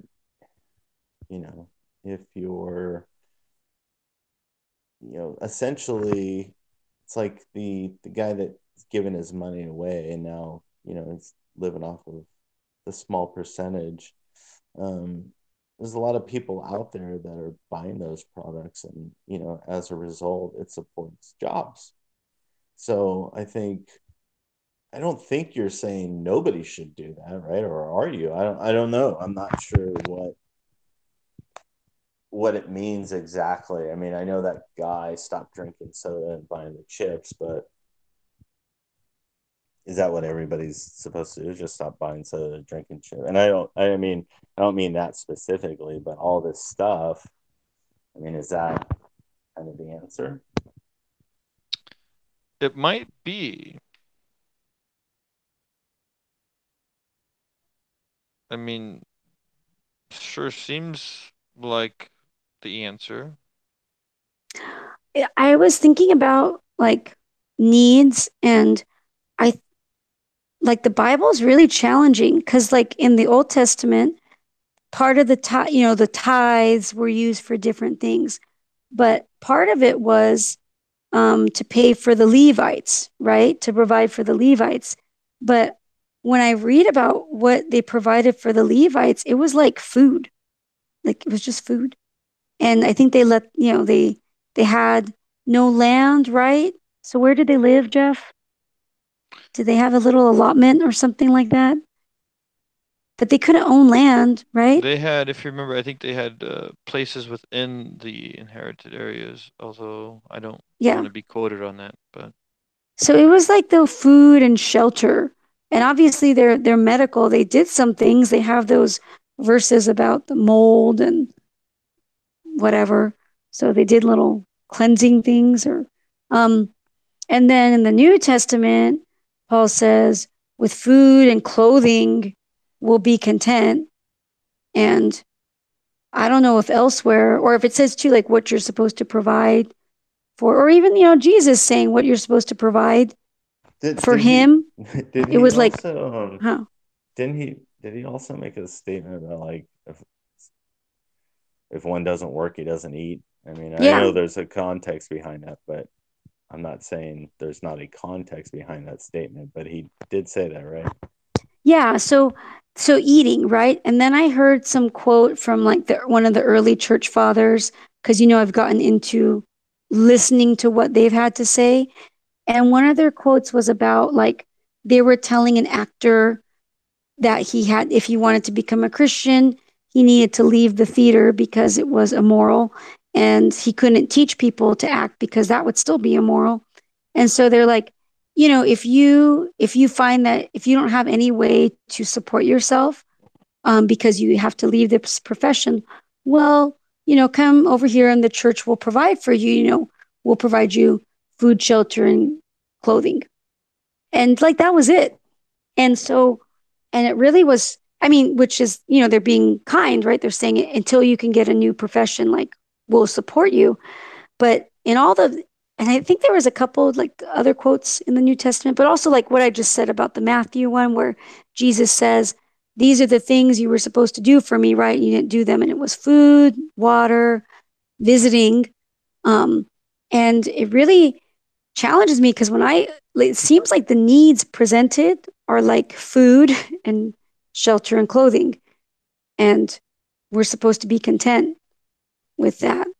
And when I think about the things I need or what I think of our needs, they're a lot more than that. Like shelter, food, and clothing for sure. But then I have a budget item for medical. And I think transportation's a need. I think um, schooling is a need. Like my needs go a lot longer. Um, Life insurance seems like a need. That's a new one, but I was, thinking about what if one of us dies. And so I'm trying to be open minded about, well, what are really our needs? Like, if I'm saying I'm trying to live by the Bible doesn't present this long list of things that I need to be, to have a good life or um, even to be content. So that's a challenge. Um, is my tea tree essential oil a need? It helps cure athlete's foot. Um, but it's challenging, it's really hard to justify more. And and also too the idea like mortgage, like I have thought too a lot about, well, maybe we should just um, be debt free. Like Jeff was thinking about living in some cabin in Mount Baldy with like the bears and the coyotes as our neighbors. that might not have worked out, but I am being more open because like right now the only, we have the mortgage. So I don't know how that works out saying that you're wealthy when you have debt. Have you looked at any like programs or books that people do like where you kind of simplify things and you kind of go down to somewhat of the bare bones? You looked at anything like that? I know there's got to be some books and stuff out there people do it. I've come across a few little snippets here and there, stuff like that. Yeah, Have you are looked you into KonMari? what? KonMari? You're gonna I KonMari your life? I don't. What's that? What is that? It's that little Japanese Japanese. woman, Oh yeah, yeah. Okay. and you keep what sparks joy. Yeah, Mm-hmm. I think there. I'm really. I was reading a lot of those early retirement extreme people. You know about those people, right? Yeah, like the tiny house movement, that whole thing, that idea. Well, not I mean, necessarily, but but where there's that the too. I mean, Money yeah, mustache. Mr. there's Money Mustache there's and all those that kind of stuff. people. Have you looked Yeah, into so it? yeah, I got really into it. Well, I was really into Mr. Money Mustache for a while, where he's the guy who just worked. Him and his wife worked for 10 years, and they didn't inflate their lifestyle too much, and so they just put it all into stocks, like Vanguard and some property, but then they were able to retire at 30 because they could just live off of the dividends and the like a rental income. So, but I mean, yeah, but that was part of just being simple. Like never, he biked a lot. He used his bike instead of a car, but he had a car too. Um, yeah, I mean, I think I'm really, and then too, like frugal blogs and frugal moms and all that. I mean, we're pretty simple, but I know I could, if we really had to, I could cut back more. Um, and Um, but right now, the only big, like the biggest factor for most people's budget is their housing, where you live, how much you spend on rent or your mortgage. And so, I think in this new phase of being a little more open-minded in general, I guess maybe trying to pursue God, like I'm almost open-minded about moving back to a more hoodie area in Pomona or in our hometown. Um, which is like scary. Um, but yeah, I mean, eliminating the mortgage would be cool. Um, it would be a little. I mean, I don't know. It's kind of crazy. So, like, my grandma had like 12 kids in a 3 bedroom, 1 bath house, and for me to think about going down from 2 bathrooms to 1 bathrooms, that feels extreme. That feels like really extreme. But then I read about like missionaries in Africa who have an outhouse, and I think, oh, I'm living in luxury with any toilet. Anyway, for me, the yeah, I could do little fixes, and but um, maybe one day we'll be mortgage free. But yeah, that's kind of like the last big decision to make. Um, if we did want to really say drastically cut our costs, um, cram our whole family into a studio condo, I guess. Bus. Oh, in a bus. Jeff wanted to live in a bus. I That know was last somebody. year, I think. I know somebody that did a motorhome with. I think they had 4 or 5 at the time. They had 4 or 5 kids, and they did kind of what you're talking about. They wanted to pursue missions. They did end up going to Africa eventually, but for a time they lived in a motorhome. They kind of simplified things and you know pursued that. And I don't know. There's I think there's some stuff out there if you're looking at that and pursuing that kind of stuff. There's lots of stories. I know like that guy. I know him. I haven't talked to him in a while, but he did that. Yeah. Yeah, Jeff got into. I was I was open-minded about the motorhome just because I wanted that would mean that Jeff would have to sell a lot of his stuff that's in the garage. Like we got some crazy stuff in our garage, Ron. There's like trailers and saws and like Yeah. all sorts of things, unicycles hanging from the ceiling. So I think I said, yeah, I would do it if it meant that he'd sell all his stuff. Like it was that I was, Mm, what? I'm not sure how serious you are, but Yeah. I think with here where we live, it's really kind of rough because, like, even if you lived in a bus, unless you just parked at Walmart parking lots and then moved to the park every day, which I guess is what Jeff wants me to do while he's off at work. Like, like the land's not cheap, you know? Like some of these people who do that or they live in the bus or I guess they travel around, right?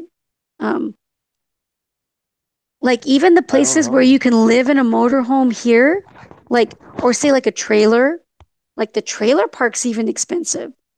Like the rent is expensive. I don't even know what the rent is now. I think some friends of ours were paying like $1,200, and that was like 10 years ago to rent a space at a motorhome park. Like it's not cheap. No, that's significant. Yeah. I mean, um, So yeah. basically, like we wouldn't even be saving that much, I think, if um because kind of like our interest would be the rent. So I maybe right now, whereas I mean, I guess we could again, apart from moving to the hood, we're almost as downsized as we could be living expenses wise, right, Jeff? Because like renting isn't cheaper than owning. We're at the place we're at right now, like our station in life or the whatever. Rent's the expensive. cost the cost to rent the money to purchase this home is generally speaking cheaper than rent of a property. So yeah, this renting money is cheaper than renting property. And of course, you always have the fact that you're paying down your principal, so you're also gaining value so long as the markets increase. So Yeah. yeah. But there's something that to me Right, feels Ron? right, Ron. Just say right. See. But the debt free thing I think would be really cool. Um, and maybe that's our next step. I do want to be a giver and cut back just to be a giver, um but yeah, the Bible doesn't say good things about debt either. And um so maybe that's another step. I don't think Jeff is as scared as debt as I am. You're not as scared of debt as I am, right, Jeff? We might be in the positive on net worth. No, I know we're in the positive, So but when you call it debt, I don't see it as debt. Your net if you take your debt and you add in your equity and you do the math on it, I think we're in the positive. if we have Which means a today, if we had to sell the house, in theory, in the end, we would have more money left over than if we.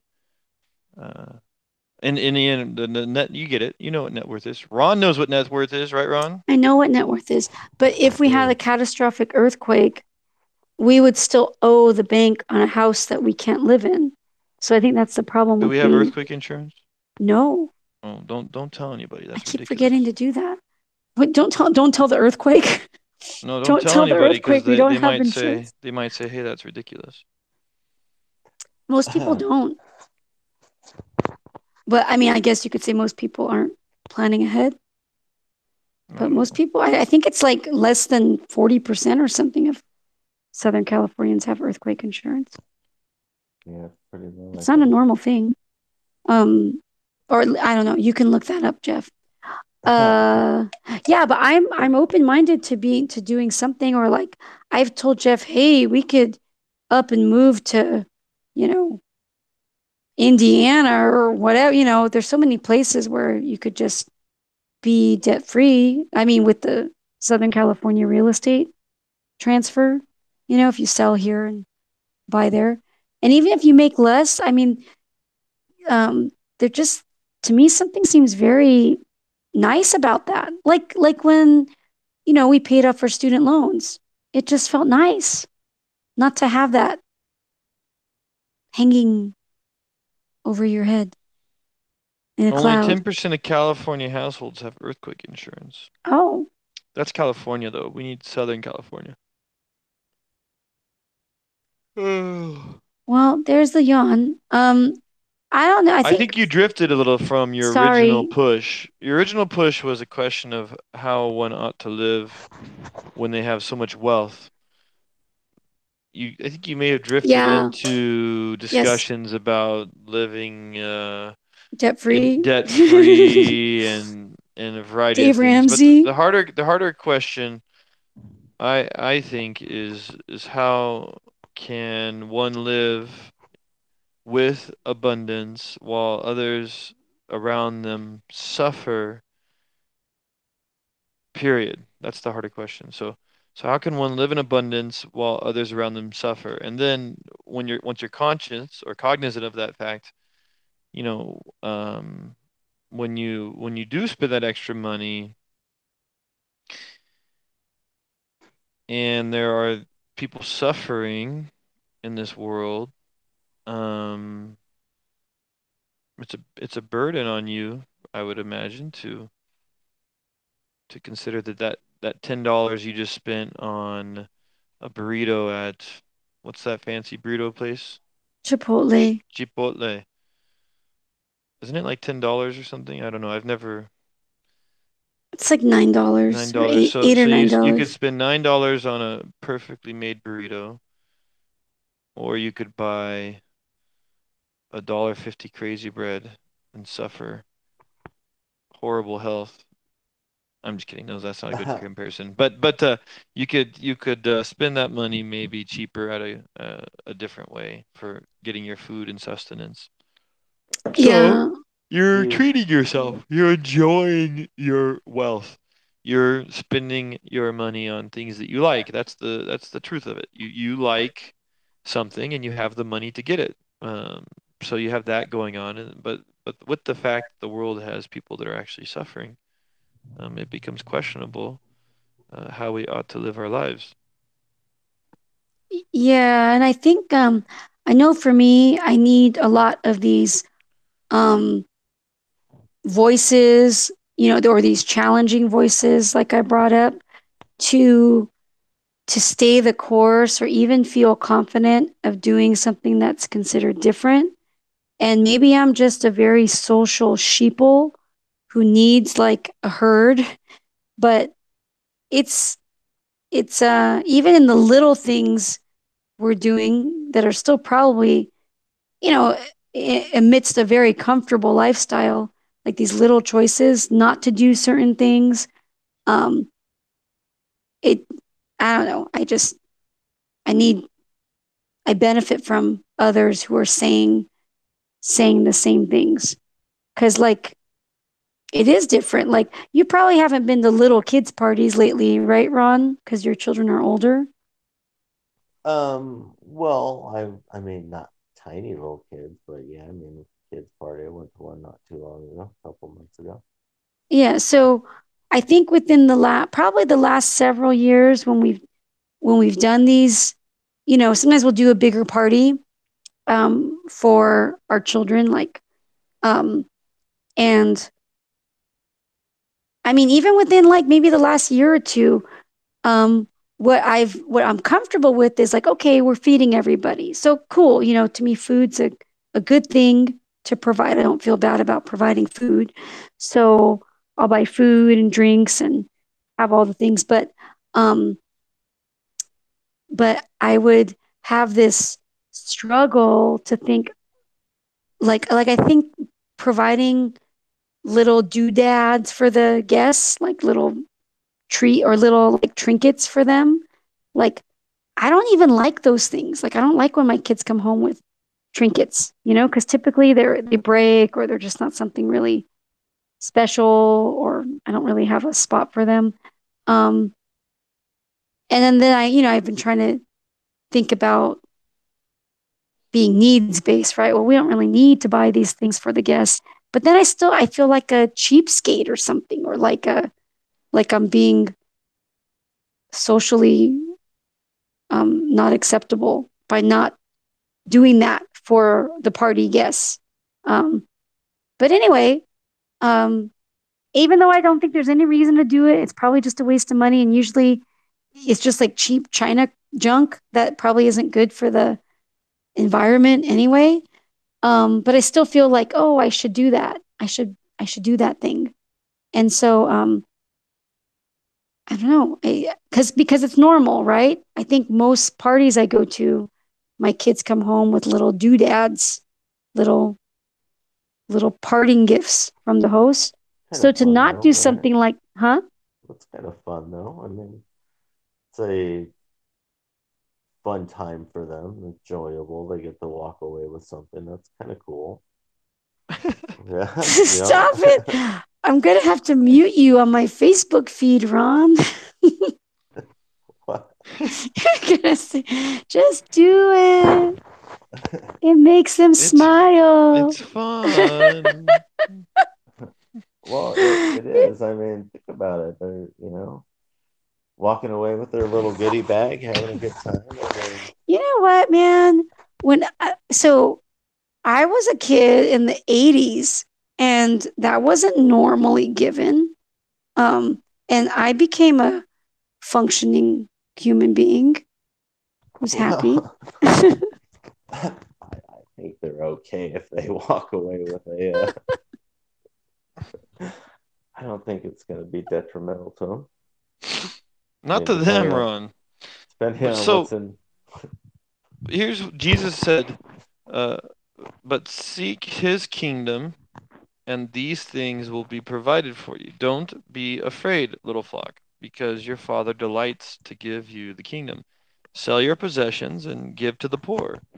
Make money bags for yourselves that won't grow old, and exhaustible treasure in inexhaustible treasure in heaven, where no thief can come near and no moth destroys.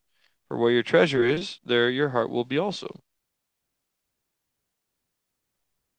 Yeah, so I think I have a lot of treasures here in my dwelling, um and I think I would define a treasure as something like, yeah, you don't need it. You're not using it's not a tool. It's just something that you like and it makes you smile. Um so so yeah. So that's where I'm at. Well, And it's very time consuming to I sell think. some of these things that I don't need. Well, I think at the end of the day, goodie bags are okay, right? I mean, that's what Look, we've kind of Ron, come. I know you're having to rethink whether you're coming to our party next time. Because you're not gonna get a goodie bag. Yeah, if I'm well, I'm kind of thinking, well, maybe I should bring the goodie bags. No, please don't. Please I don't mean, bring me. You Wow. know what? At the last party we just did, where it was just like I, we put out tablecloths, and um, Costco pizza was served. It was very nice. Food You're not gonna galore, believe this, Ron. tons of cupcakes, and and we didn't do any goodie bags or any balloon animals or anything. And the children played like soccer and capture the flag, and they played all over the playground. And I think they all had a good time. And even if my son, like if all he got was like the binoculars that we bought for him with his brother and like one or two things, that would have been awesome. I think. I really think like we're just totally immersed in this American crazy land. Um, Even if you only got a cup, like, or maybe nothing. I guess my dad didn't get toys. Like, he got like one or two things, I think, his whole childhood. And that's probably more normal for most children in all of history and all of time. than what we're doing with our American kids today. My dad told me a story one time about his dad brought home Burger King or something, and he thought it was Christmas. He did, because they Well, were, they didn't grow up wealthy, so that was a big treat for them. and probably, well, it should be, right? Like, I remember when my mom would go to KFC, I was thrilled. I was so excited. So we used to go out to eat like once a week when I was growing up, and it was, yeah, like KFC or sometimes restaurants. Um, and then as my mom started working more, then it became more of just like a normal thing. It was like 3 times a week, um, going out to eat when I was a teenager. But Hey, gave those servers Oh a yeah. job a job to go to school, get an education, make a little Yeah. extra cash on the What a side, giver. and any hoot. Um, well, anyway, so goodie bags aside, I think I think Jeff, you probably have some nice words of wisdom to sum all this up and yeah, close this out, big send guy. us out. Let me think. I'm thinking. Maybe you can talk while I'm thinking. Mm, Maybe we need a First Timothy 6 verse. Maybe. Can we do that? what do you I got? don't know what you're First talking about. Timothy 6. All right. Let's see. All right. Somewhere in here. Hey, Ron, you want to hear something crazy? Yeah. You know that Timothy is written to Timothy from Paul, right? Um. Are you saying there's no arguments against the authorship of that book and that is final? Is that? I didn't mean to get into all that. I mean Oh, that okay. the idea is that he was, right? Yeah, I think so. Yeah, the book of Timothy. Yeah, yeah, yeah. So Timothy is like sort of the pastor, right? This is like a pastoral letter to a pastor. Um. Yeah, yeah. So then when you read these lines, they're to the pastor.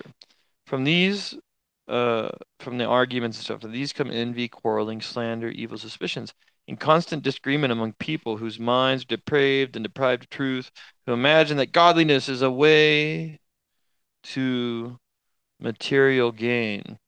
And so he's sort of warning Timothy, a pastor, about this stuff being a way towards material gain as a caution. And then he says in response to that, but godliness with contentment is great gain, for we brought nothing into the world and we can take nothing out. But if we have food and clothing, we will be content with these. But those who want to be rich fall into temptation, a trap and many foolish and harmful desires. They plunge people into ruin and destruction.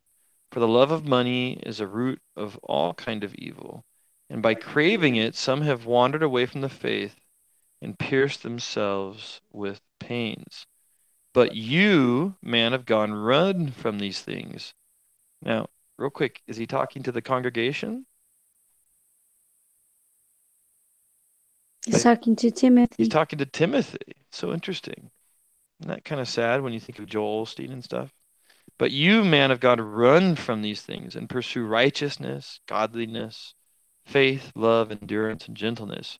Fight the good fight for the faith. Take hold of eternal life that you were called to and have made a good confession about in the presence of many witnesses. So, Oh, so sorry, I as was as a muted. leader, he's warning him and encouraging him not to pursue those things. Not the congregation, Ron. Yeah. Now, watch this. Are you ready? I never Yeah. noticed this until just recently. Verse 17. Instruct those who are rich in the present age not to be arrogant or to set their hope on uncertainty of wealth. So now he tells him about those in his congregation, and he tells them, so do you get it? So to the pastor, don't pursue wealth. Be careful about it, right? And then he says, for your congregation, instruct those who are rich in the present age not to be arrogant or to set their hope on the uncertainty of wealth, but on God, who richly provides us with all things to enjoy. Instruct them to do what is good, to be rich in good works, to be generous, willing to share, storing up for themselves a good reserve for the age to come, so that they may take hold of life that is real. So, of life that is real. That's cool. Of life that is real. Interesting. So there you go. So for the pastors, they probably should be very careful not to get rich. And for their congregation, sorry. That's what you get for all this. I had the same thought. How dare you? And for the congregation, if someone does happen to be rich, make sure you tell them to not trust in their riches, for it's God that they ought to trust in, and to be willing to give to those who have needs. So there you go. What do you know? So as a pastor is teaching, we brought nothing into the world, and we can take nothing out. But if we have food and clothing with these, we will be content. And can you imagine, Ron, if we were content with food and clothing, how much extra money we'd have? Can you think about that for a second? If we didn't need goodie bags? Well, I don't know. I mean, I'm trying to think of like the compound that you would design, right? Like what that would, Compound? yeah, like so I'm picturing like, you know, nobody having goodie bags or just Oh, having like food terrible. and I'm just kind of like Terrible thinking like thought. food and clothing, like would it be like an Indian reservation, like old school? Like how would that work? Like what are you talking about? Oh, I mean, just because all we have is food and clothing? yeah, I mean, right? Is that is Well, I that guess not where cooking implements, right, to cook the food. well, is that okay? I mean, somebody would have to like You're getting pursue real that. extreme, Ron. Maybe you should be one of Maybe these Facebook I voices. think Ron is ready. I I think know. he's ready for the kingdom. I Native Americans. We're ready for the native. We're going to be running around on the plains. Yeah, I mean, All right. Oh man.